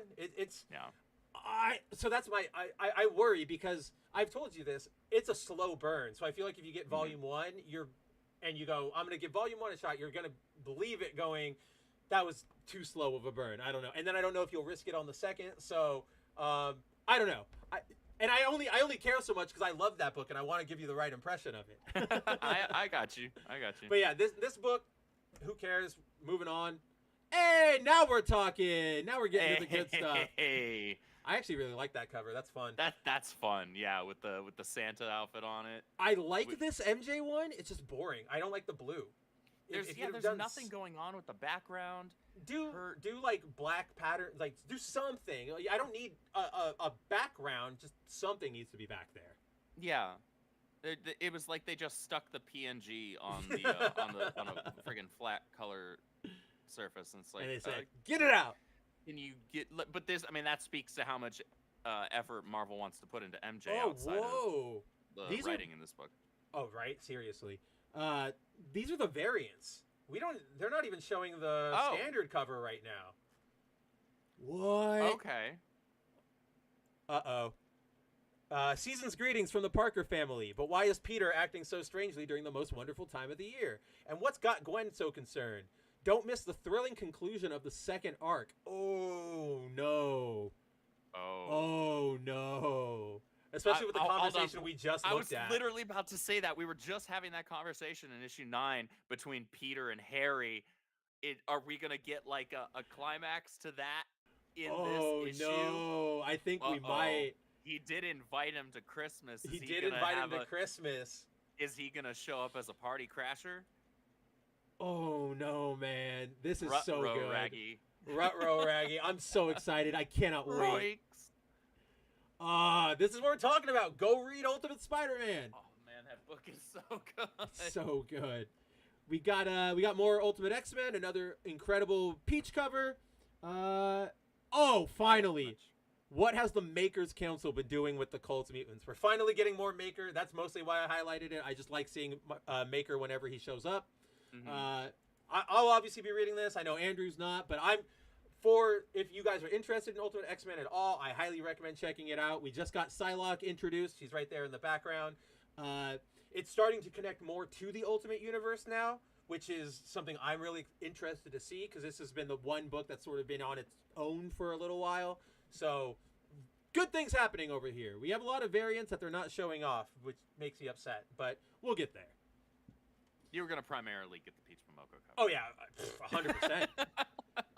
Let's not, like, put on airs here. We've got another Ultimates issue coming down with the team assembled. I don't know if there's... This is obviously Dyke Ruin. I think that's Dyke, isn't it? Yeah, it's definitely Dyke Ruin. Obviously, a good job as always. A fine variant cover. It looks a little muddy to me. Maybe that's just the low resolution of the preview image, but that's not... It's a combination of that, I think, and that kind of like sepia tone that they're using there. Yeah. For the whole contrast thing. went a little too strong. They needed to like back off just a little bit. Like Sif's a little too dark. The shield shine's a little too bright. Yeah, I'm right there with you. I think you got some J.J. Abrams lens flare going on there. Off of everything. Right? Like, hey, all right, let's take it down. You're at like a 16. Can we get Could you this down be to the like a 6? Could this be the director of the first post Doomsday Secret Wars Avengers movie? Stay tuned. Oh no. I will say I've been really enjoying Ultimates so far, so hopefully that's this book has been really, really good. We get a new issue next week. I think it's next week. I think it's next week is our next issue. This is intriguing. Aftermath of the explosive last issue, including the loss of a major member. Who's not on the here? cover? I know, that's what I mean. It's She-Hulk. It looks like that She-Hulk's going out. But she's on the other cover. Well, she's on the standard one, and America's not on this one, so who knows? Oh, so they're pulling some. I see what they're doing.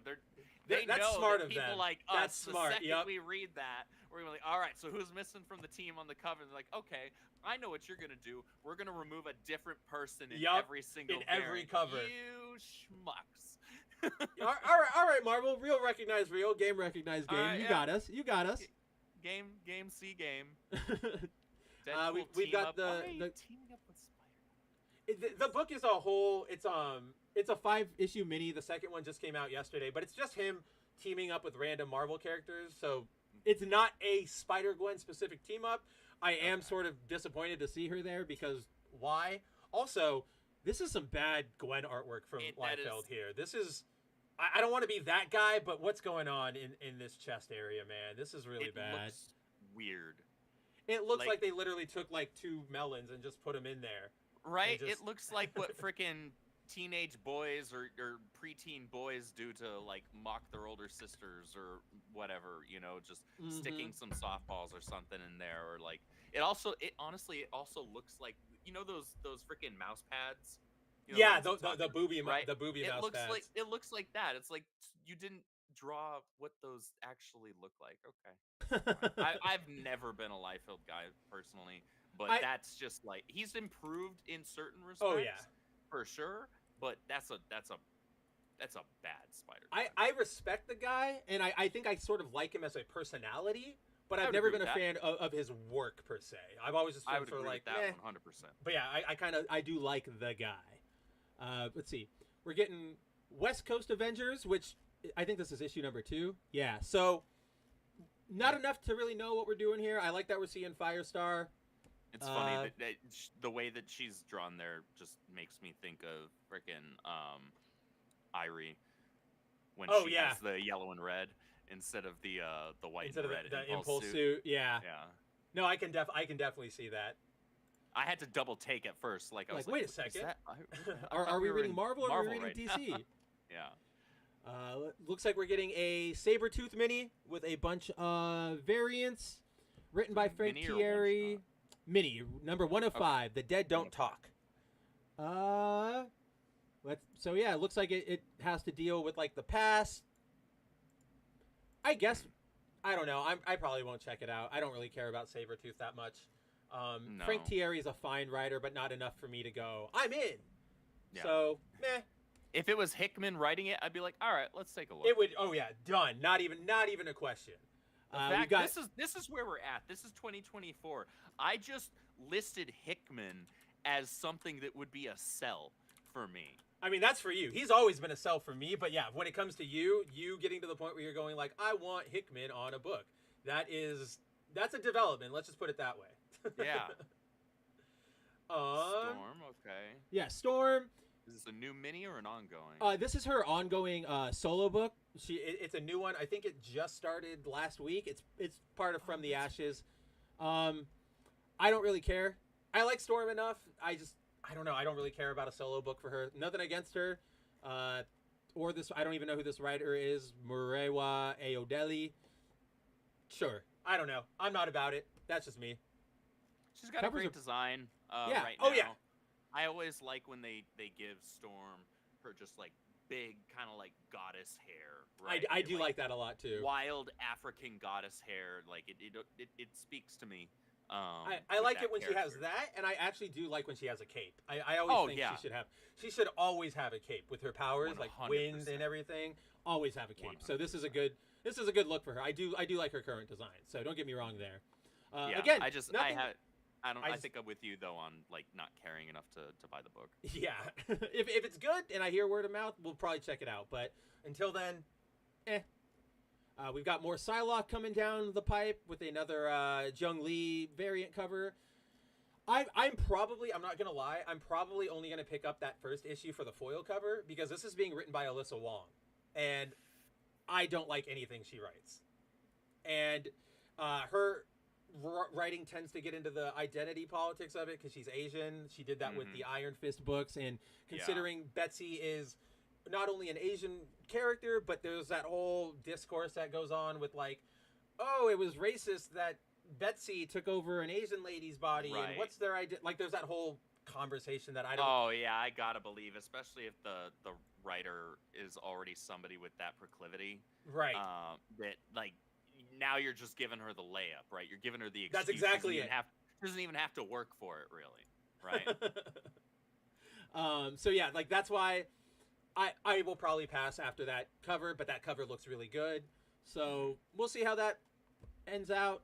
We got the more Mystique coming from Declan Shalvey. It's probably going to be okay. This is just another character where I don't care. I don't really have a lot to say about Mystique. I like her as a team player or like in a team book for that dynamic, but I'm probably not going to get behind a solo mutant Mystique book with what they're doing right now. So back in the early 2000s, I read the first few issues of her solo series that she had. And that was okay, but I feel like you can't do more. Like, that's her character. We've already explored it. I don't really know what else we're going to do here, so. Yeah, I feel like there's not really much new or certainly not interesting enough to attempt with her. Yeah, that's hitting it on the head. Sentinels coming. Might be cool. I don't know enough about this book. I know the basic premise is a bunch of Sentinel tech is repurposed after the Krakoa War, and it is. I think they're like anti-mutant forces. I think that's what they are, and so it's going to be a book like that. That's all I know about it, so I don't really have enough to make a big hubbubaloo or decision about it. So I'm interested to see where we go with it. Don't get me wrong on that one. I'm interested to see where we go on it, but I'm at this point not entirely. I have nothing to say about it yet. Mary's with us on Storm there when it comes. Yes, to Mary. That's what I'm talking about. Yes, without it is like heresy. Amen. Unless the only exception is that punk outfit that she wore in the 80s with like the studded vest. Only exception. That's the only exception I will make. All right. More of the X book we were talking about. Looks like that conflict that they've been teasing is finally coming to a head with Rogue versus Cyclops. And look at her eyes too. I think it's clear that she. Ooh, she's channeling him. Yeah, she's channeling his powers. This is actually a really good piece of art. If you look close, Andrew, her glove is like exploded off. Like mid-fight, it's gone. So she clocks Cyclops, and now she's getting the power from that. That's a really that's a good piece, Stegman. That's Stegman. Yeah. Yeah, this is Stegman. This is great. And look, like Scott looks like an adult. He doesn't look like a child. Yeah, he looks like a freaking adult instead of 17. So yeah, it looks like it's coming to a head. That would be pretty cool. Can't wait. I'm uncanny. I'm excited for whatever this is, but I also really love this cover because it's a direct homage to Marvel vs. Capcom, and they actually an actual Marvel vs. Capcom cover as opposed to just reusing artwork. Thank you, Mary. Thank you. It's the only exception I asked for. But yeah, I'm excited. After our talk earlier, I like all these characters. There's our girl Becca with her like armor shining up. So this could be cool. I'm very much it's Gail Simone. It's Uncanny. She's got me so far. That cover I'm looks in. Good. This one? I like that. It's Mark Brooks. I'm pretty surprised at how good it is. Most of his covers kind of all look the same. They all, but then every now and then, and that's not to say that they look bad. They just kind of all bleed together at a certain point. But he does every now and then, and he's another one of those kind of jerk off nutbags as well as Wade. Yeah, every now and then he'll put out a cover where it's like, wow, that's a good piece, like that Avengers versus Aliens cover. Yes, that's right. I forgot about that. That's right, the Venom one. Yeah. That's right. I was like, I know we just talked about him doing this. Where was it? And it was that. So there we go. It might be cool. Really it's a pretty good piece. I will admit it. I'm not against it. I'm against this. I'm angry at that. Reused old art assets from the freaking 90s. From years ago. Good. Issue 7, still Gail, still David. That makes me happy. Good. Yes, keep that team so far. They're as long as they can such keep a good it up. team. Looks like. Oh, that's right. We get X-Men twice a month in nowadays. So then Wolverine. Oh, I guess this is just. I guess they're all linking together now. Yes. Yeah. So you'll go like X-Men Uncanny to get whatever story is this conflict here. This showdown. More NYX. I don't think anybody's really caring about this book. Nobody really cares about Kamala. I've been skipping it entirely. I don't care about any of these characters. Yeah, nothing there for me. See, look, that's Sarah Pichelli. They gave her somebody who knows how to ink, and it came out fine. Just treat her right. Look at that, just like we were talking about. Oh, there it is. Phoenix versus Thanos. Oh, please tell me that's a foil right there. Oh, it's not. They're all standard. Damn. That should have been a foil head. Boom. Boom. Jean Grey. Dude, how easy would that be as a spot foil? You do her fire, you do the background, you do the logo, leave the asteroids, leave the meteorites.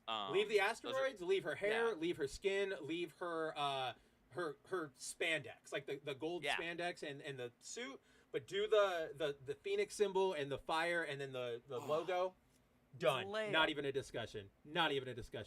But yeah, this one looks like she'll be finally going toe to toe with Thanos, which is exactly what we were talking about. So let's get it. We have more X Factor. I know you're not hot on the book. I'm especially not hot on the book after the second issue. Did you read that one? I did, and it's basically an incredibly underwhelming book right now. It's basically just retreading all of the. You're trying to make mutants popular, but they're never going to accept us. We're a mutant underground thing. Oh no, we're on two different sides. It's I feels like Havoc enough, but it's just boring. Yeah, no, it's. I'm with you. It's a boring book. I'm losing interest fairly rapidly. The with social media stuff, like their agent guy, I find that actually interesting and fun. Like their social media coach guy. His character's kind of fun. He's yeah, a jerk, exactly. But he's right. He's but that's what sells him. As soon as they get to the mutant drama, that's where I immediately am like, I don't care about this anymore. Like I just do not care. Land at it again. Get rid of him, please. You have him on 5 issues of this. Good lord. Oh my gosh. Dazzler's keeping on. Those are some good covers too. They're amazing covers, but just gosh, those are beautiful. Hopefully covers. the book gets better. Oh look, they made it a mini, so it is only a mini. It's only a 4-issue mini. So only 4. We'll see. Right, well, we'll see. We'll see where we both drop on that. More exceptional. I might have to flip through a couple of pages at my LCS of number 2 and see what happens. Decide to take it home. Exceptional doesn't look like they're not even showing us the standard one. That's another. These are both variants. So, Bobby is back. I guess that's the big thing. So, yay! This is turning very quickly into the book that I would fear turns into the modern audience slop very fast. Yeah, I'm concerned. It's doing me a concern. Why you got to do that to the one book that has Emma? With your girl in it, with the one Emma book. Welcome to the Chasm Phenomena. Anyway, well, so we have cover. That's a pretty good cover. We have Storm facing off against X-Force. I actually kind of like that one too. That's pretty not bad. Though there have been a couple of covers in the X books already that look very similar to that in terms of layout. Like teams with the X in the background and stuff. The mysterious forces circling since issue 1 begin to come into focus. Storm comes into the mix. Yeah, we saw that obviously in the fight. So we'll see. The book's been okay so far. Yeah, X-Force has been interesting. I haven't been loving it, but I'm curious to see where they're going with it. Yeah, I don't know if I'm ready to give a full opinion, but I'm at least reading it. You've at least got me. You've got my eyeballs. Yeah, it's definitely a cut above X Factor right now. That's for sure. Oh, easy. More Wolverine. More Wolverine. This book's fine. See, there's Elizabeth Torque again. This one looks fine. I think his face wings are a little small, but this is good. I don't know why that Spider-Man one is so bad. And I think he's looking a little full around the midsection there. A little full, but hey, he's getting up there in the years. Healing factors can only go so far. That's right. He must have passed 36. Yeah, exactly. What is that? That's a Saiyan one, isn't it? Right? Isn't that when Saiyans start like super aging? I think that's around when it happens. But Wolverine number 1, it's fine. It's nothing to write home about yet. I'll give you guys all updates if anything does change. But so far, it's just a book. It's not even good. It's not good. It's not bad. It's just there. It's there. It's on the shelves. You can buy this in stores. Yeah, you can find it. It's the comic book equivalent of it was a movie. Yeah, pretty much. Like you probably won't be angry you read it. You won't be jazzed you read it, but you read it.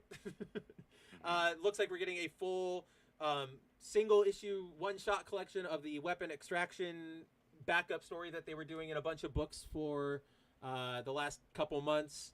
It's fine. It's very much if you like this is the sort of book that you would give somebody who really loved Deadpool and Wolverine, because it just leans really hard into that.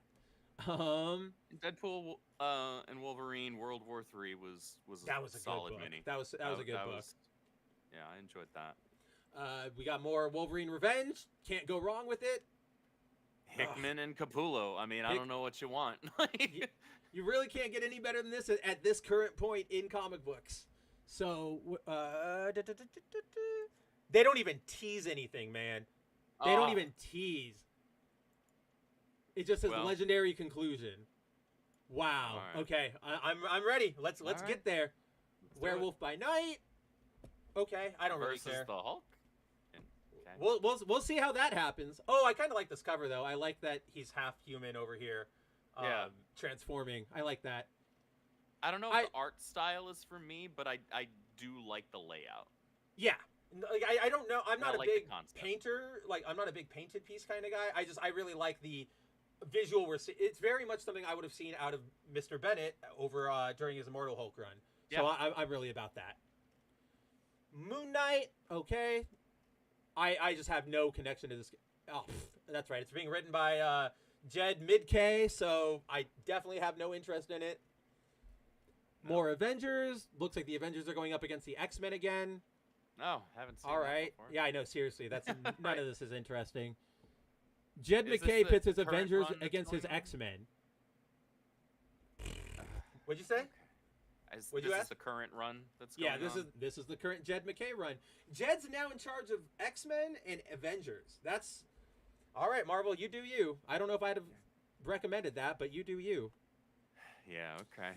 We got our Fantastic Four books. I don't know what's going on over here. I have been disconnected from the Fantastic Four since Dan Slott took over the book, and I've just never gone back.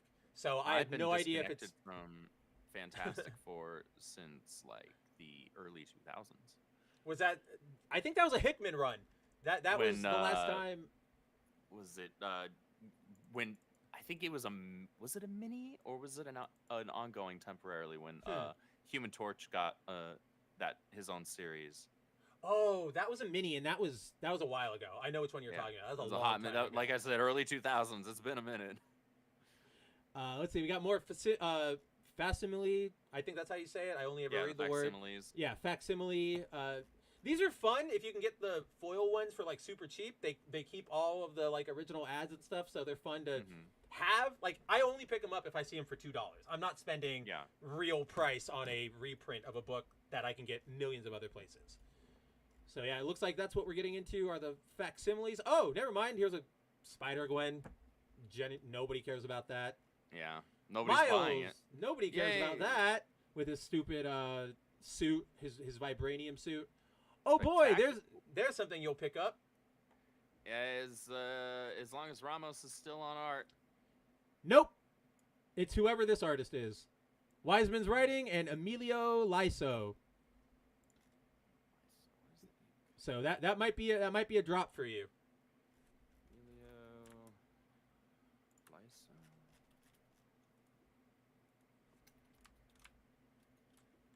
Emilio Lysol.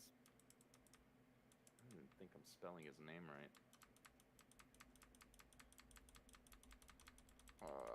I'm trying to get an idea of what the art looks like, because if the art looks cool, then I might give it a shot. But yeah, I mean, if Ramos is off after whatever the current arc is that they're doing, then I'm probably K. Yeah, right.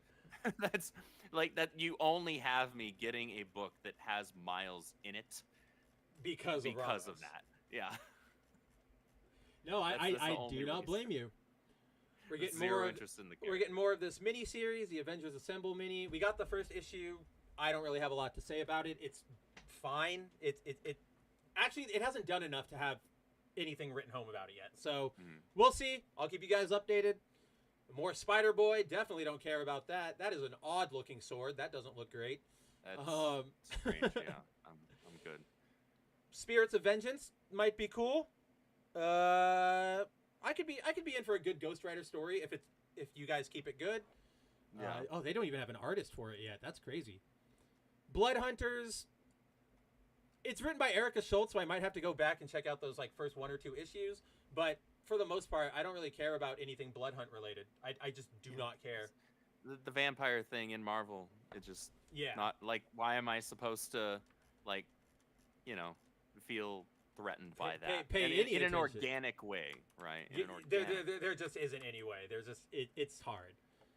More Blade stuff might be cool. Oh, it's being written by Brian Hill, so he's doing Ultimate Black Panther. I don't expect a lot out of whatever this book is. Cool cover though. I do like that cover. Yeah. Deadpool. We're getting our Deadpool books. Pet Pool Party. This is like one of those Infinity, but this is like for youngins. I don't have any criticisms against it. Where's Jeff? Where is Jeff? My name is Jeff. My name's Jeff. My name is Jeff. We have more of the Deadpool book where his daughter is taking over. Don't know what that entire plot's going to be. I know a lot of people looked at it and did they're gender swapping, race swapping again. But I only hesitate caution here because this could actually make sense within the plot, there's just not enough to know about the plot yet. All they've said is she's here, so we will see. We will see. I don't have any. I have no recommendations either way. This is a day one pre-order. The Spidey and His Amazing Friends #2 tie-in. Need that. Gonna get that slabbed. I might buy every single copy my shop gets. Ooh, okay. Yep, Now we're talking. you're gonna like this Scarlet one. Witch. Scarlet Witch with an amazing cover by Lorenzo Tometa or Russell Dodderman, who is just the best at all times. Gorgeous. Speaking of, we have a GIF. We have a GIF from Peach. I know you're gonna actually have to grab that. the Peach one. Yeah. This might be a good one. All the Scarlet Witch stuff has been solid for Scarlet Witch fans. I worry. I hope Agatha all along doesn't have some synergy bullshit with the books. I'm not sure. I haven't watched Agatha, so I have no idea where it could even possibly maybe go. But there hasn't been anything that I can tell from what I've been reading, at least from when I was reading the Scarlet Witch and Quicksilver mini, and then this current new run of Scarlet Witch, which has just been solid so far. Yeah. Yes, Mary, that is a shark. That is Jeff. It's Jeff! My name's Jeff. My name's Jeff. Oh, yeah. Several X-Men have been vamped, Conroy, but they never do anything with it, and they also just never really prove themselves a threat. That's what we were getting at, is that in Marvel, with all of your science, all of your magic, all of your everything, it's just so hard to say, vampire? That's a big, big threat. Oh, no! So, yeah. Pet Land Shark. Nobody talk. We're talking... Are we getting Kingdom Hearts? We don't have enough time on this stream to go Kingdom Hearts. I wouldn't be able to help you with that. I know that'll be that. We'll talk about it Friday. But yeah, Scarlet Witch probably going to be solid. Excited to see what comes out of that. More Captain America. That's a cool cap cover. I've like heard that. This book is really good. So it's being written by J. Michael Straczynski, who you know I wrote my favorite Spider-Man run of all time. I just haven't gotten around to it. Not because I don't want to, not because I haven't heard good things. We have so much other crap to read and other work to do that it's just I'll get it when the trades start dropping or whatever, right? So let me know how it is. Yeah, I definitely want to. I know that this okay, good. They're doing a new Warriors 3 arc, or that's what it's called, but it's Cap, Spider-Man, and Thor, who are three characters that JMS has written impeccably in the past. So I'm really excited for whatever this arc has to show us when it finally comes here. We have our Iron Man #3, which I don't really care about Iron Man as a character. Every time they reboot him, it's, oh, look at this. Iron Man, you get a new suit. He has to fight other people with new suits. All right, fine. And this suit in particular doesn't really do a lot for me. I'm not a steampunk person. I don't know about you. Almost all steampunk turns me off. I know, you like Lady Mechanica and stuff, but like this doesn't work Lady for me. Mechanica is kind of an exception. Yeah. So the art is just absolutely stunning.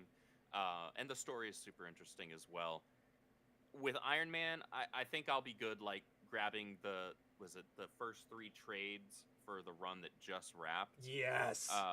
Because it's got Emma in it, so it's got the world's greatest page in it, all right? It's the world's greatest page. Where Emma gets laser beamed, and once everybody knows you need to have that queued up for the stream moving forward. Every single that's time. Got to be. Yep. I can just hit a button and it goes best page ever. I'll do a whole graphic thing for it too. Don't tempt me. I get bored when I'm watching football on Sunday. Like diamonds around it, framing it, right? That's exactly Sunday. All of the work. Don't get me tempted, because on Sundays when I'm watching football, I'm at my desk and I have nothing to do with my hands while I'm watching football. So that's where I've been doing most of my graphic work. So well, I think you just told us what you're doing this Sunday. Yep, that'll happen this Sunday. The one thing I do want to note about this Iron Man book, and that's why I'm not interested in Iron Man as like a character or this premise or the design, but the writer Spencer Ackerman is normally he's like a political writer, and he did a bunch of big takedowns of corporate corruption and Senate corruption. So with that background, I think we have a chance to see something really interesting if he goes Mm-hmm. for that intrigue. But I don't know yet. This will be his first comic book. We'll have to see. It's just there's a okay. Might be cool. Might be. We need that as a graphic too, because we use that all the time. It really does need to. We're gonna have a growing list, I'm sure. Oh yeah, we're gonna have pro level like cut-ins and graphics. Don't worry. More Conquest 2099. I've been reading this 2099 stuff, but that's because I like the future setting. If you like the 2099 stuff, it's all been really good. I haven't had anything bad to write home about any of their new 2099 characters or plots. So let's hope that this turns out really good. It's written by Steve Orlando, who's on the Scarlet Witch series, so we know he's got his chops. Yeah. The only thing I'll mention, because it still makes me laugh every time, this character right here, guess what her name is? Her real name. Not her code name. So that's the Star-Lord that's Star-Lord 2099. They're now like a Nova Corps, and they're sort of like policemen, Green Lanterns. At the end of her debut one-shot, she gets into her ship, and she's getting ready for her next mission, takes off her helmet, computer, tell me da-da-da-da-da-da. And it starts listing off missions, and then it goes, all right, that's all of it. Amandla, what would you like me to do next? They literally named her after the actress from The Acolyte. Because Amandla is not a normal name. Yeah, that was basically my reaction when I saw it too. I just went, "Come on, guys, come on."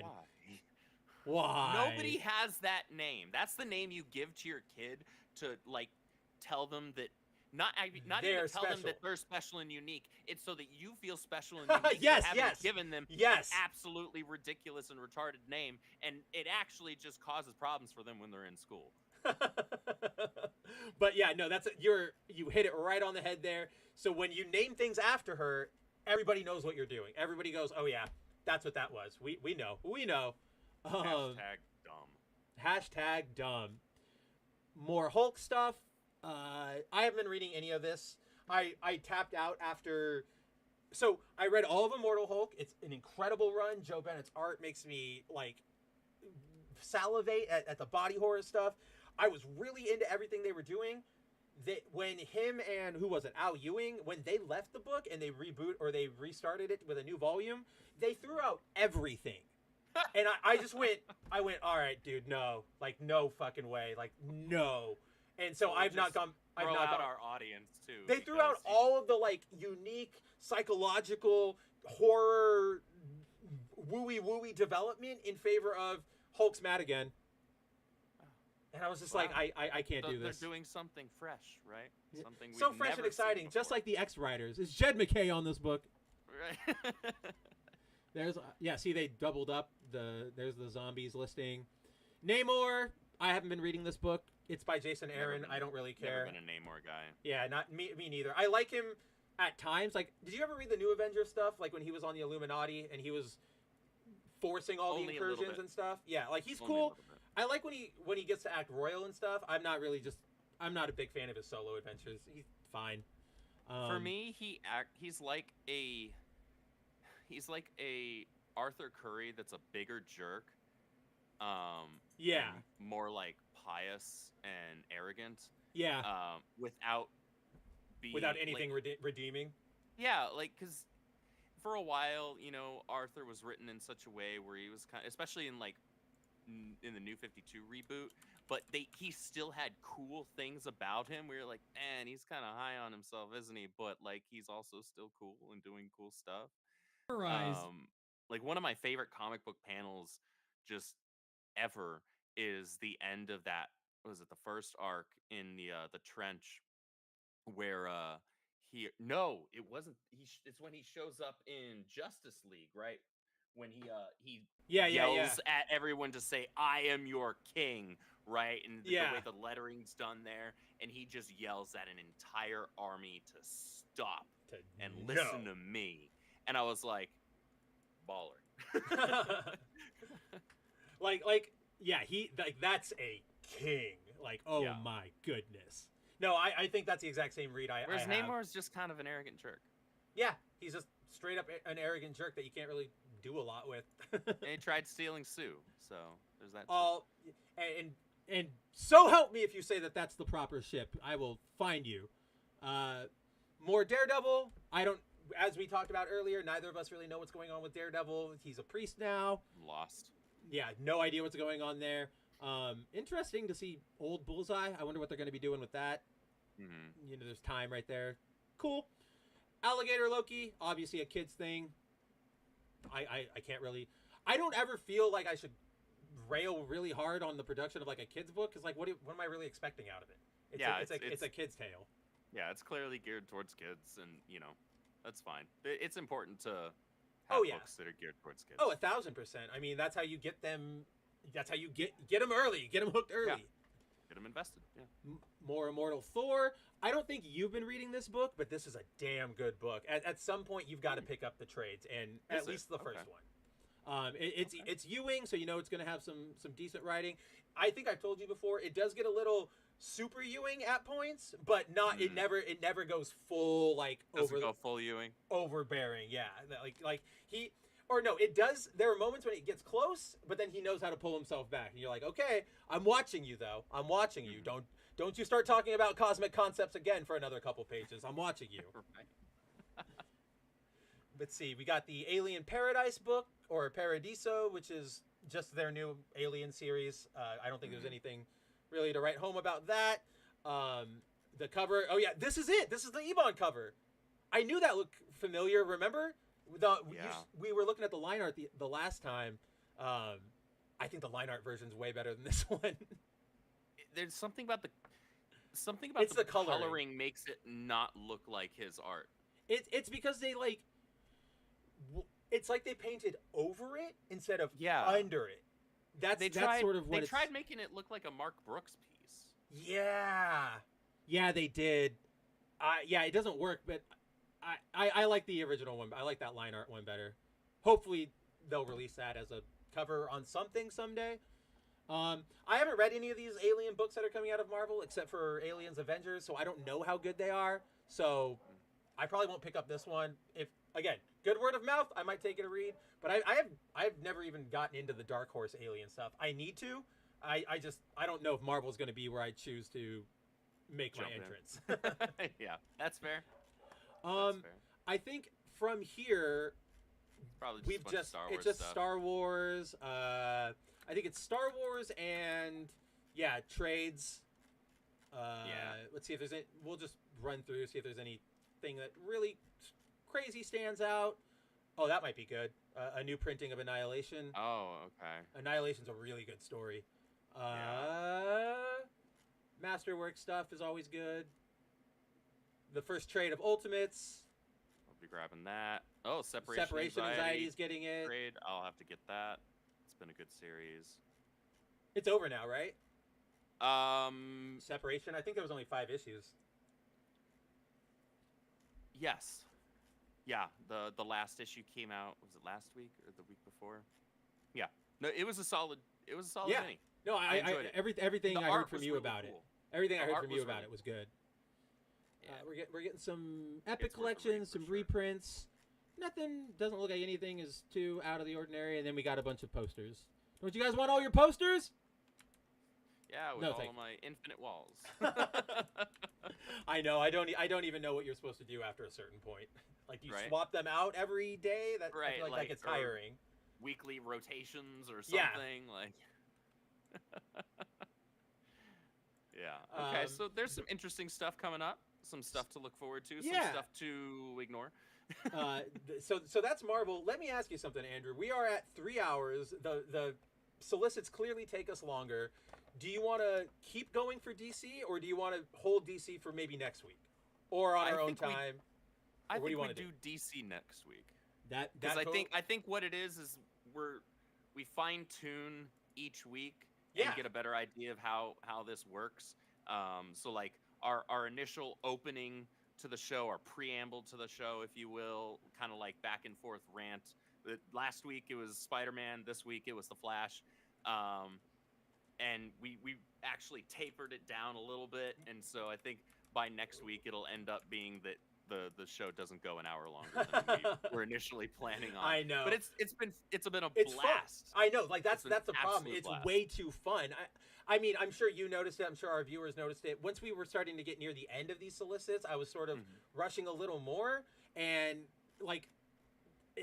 And that's not for lack of like wanting to talk about everything. It was just lack of time. Like we could have gone way forever if we really wanted to, right? Like, yeah, like if we there's had just all the so free time much. in the world, we could do all the solicits, right? All the solicits in the world. But I think you're right. Let's call it for Marvel. Today we'll stick with the former House of Ideas. Next week we'll get into DC, which will actually that's probably good because Marvel is something we like and good stuff's coming out of. DC, I don't think we've that's all bad. And B, I don't think we've done a proper DC talk yet on this show. I know we did Wally a little bit last week and this week, but we should really get into DC proper. Yeah, and actually talk about like when it was doing good and why it's doing bad right now. Yes, yeah. We'll give you an analysis. That's what we're here for. We're not just here to go, this is bad, bad, bad. We'll tell you, we'll talk about it, we'll break it down. Yeah. We'll be honest. You can expect genuine honesty from us when it comes to comic books. Genuine honesty, genuine engagement, none of that. No rage baiting here. I mean, come on, we could have just done an entire stream going, I hate whatever I'm looking at, Amazing Spider-Man, but we talk about the good stuff as well. So yeah, that's too low effort. Let's see. With that, let's go back to our one-on-one. All right, with that, everyone, that is a wrap on our episode of Foil Variant for tonight. I'd like to thank absolutely every single one of you for coming to hang out and listen to us babble for 3 hours. I know Mary is here. Yeah, Derhay. What's his name? Evelyn. That's what I was gonna say, Evelyn, but I know that's wrong. So I was like, I need to go. Here. Yeah, Dylan's here. Matt's here. All of you guys who showed up and hung out and talked with us. Zero, I know you were here. Corey was here for a little bit. You guys are the best. I'm so excited that you guys are interested in this show. We've gotten 30 subscribers just in the week that we've been active. So you guys are the best. I hope we can keep delivering, and I want to keep delivering because it's a lot of fun. Absolutely, it's been an absolute blast. You guys are the best, and I love talking comics.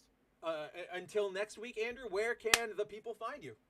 Well, Tuesday nights you can find me over on World Class Bullshitters as co-host of the High Council. Saturday evenings you can usually find me over on Merry Mayhem streams.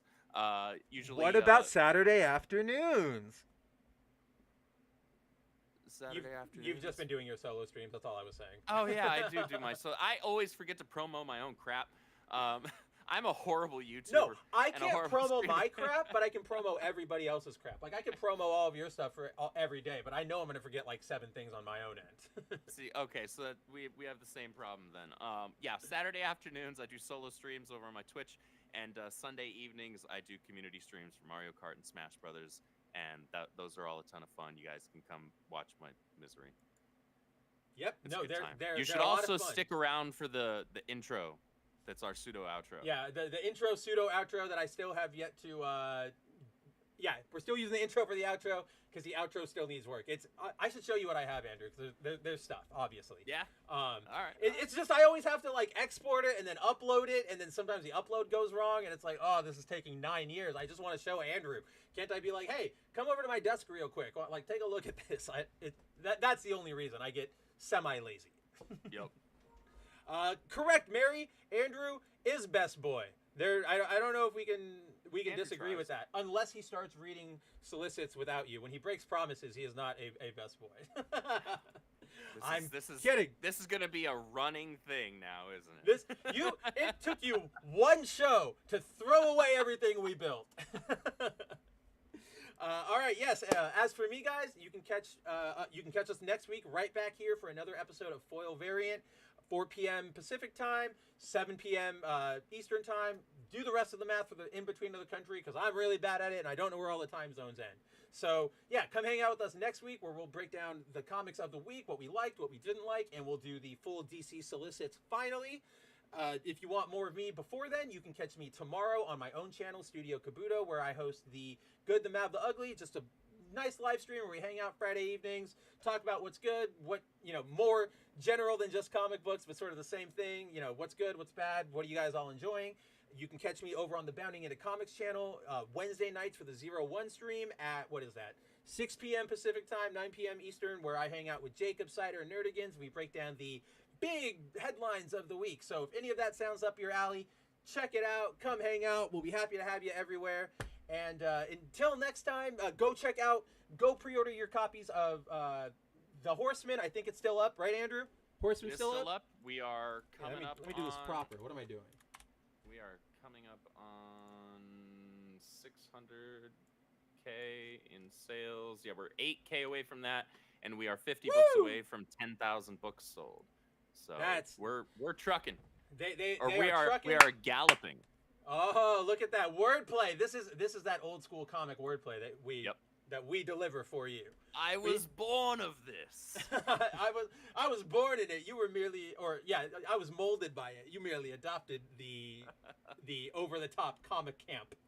But exactly. Yes, go check out Horseman. Go grab all that stuff. Go grab all the other merch that they have over at the Rippaverse. You know what it is. You know it's good. This is maybe someday we'll get an Image versus the Rippaverse crossover thing, or Justice League versus the Rippaverse versus Alpha Corps, considering Justice League teams up with everything nowadays. So things are looking up for the Rippaverse. Go check out Andrew and everything he's doing. Check out me at whatever I'm doing if you want. Subscribe, hit the bell, do all that fun stuff. Have a good night. Go get some food, and I'm going to hit the intro. Take it easy. Never before have we had greater face a complex, rapidly changing world. Think of it a moment. It is a world in which supersonic speeds are commonplace. It is a world that has seen the coming of the atomic bomb. It has seen the rise of the total state, the dictator, and the mass man. It is a world of new sensations, new excitements, new distractions. So much to be learned by so many in so little time. And I suppose you're here with no agenda, as per usual? On the contrary, I'm here for comics.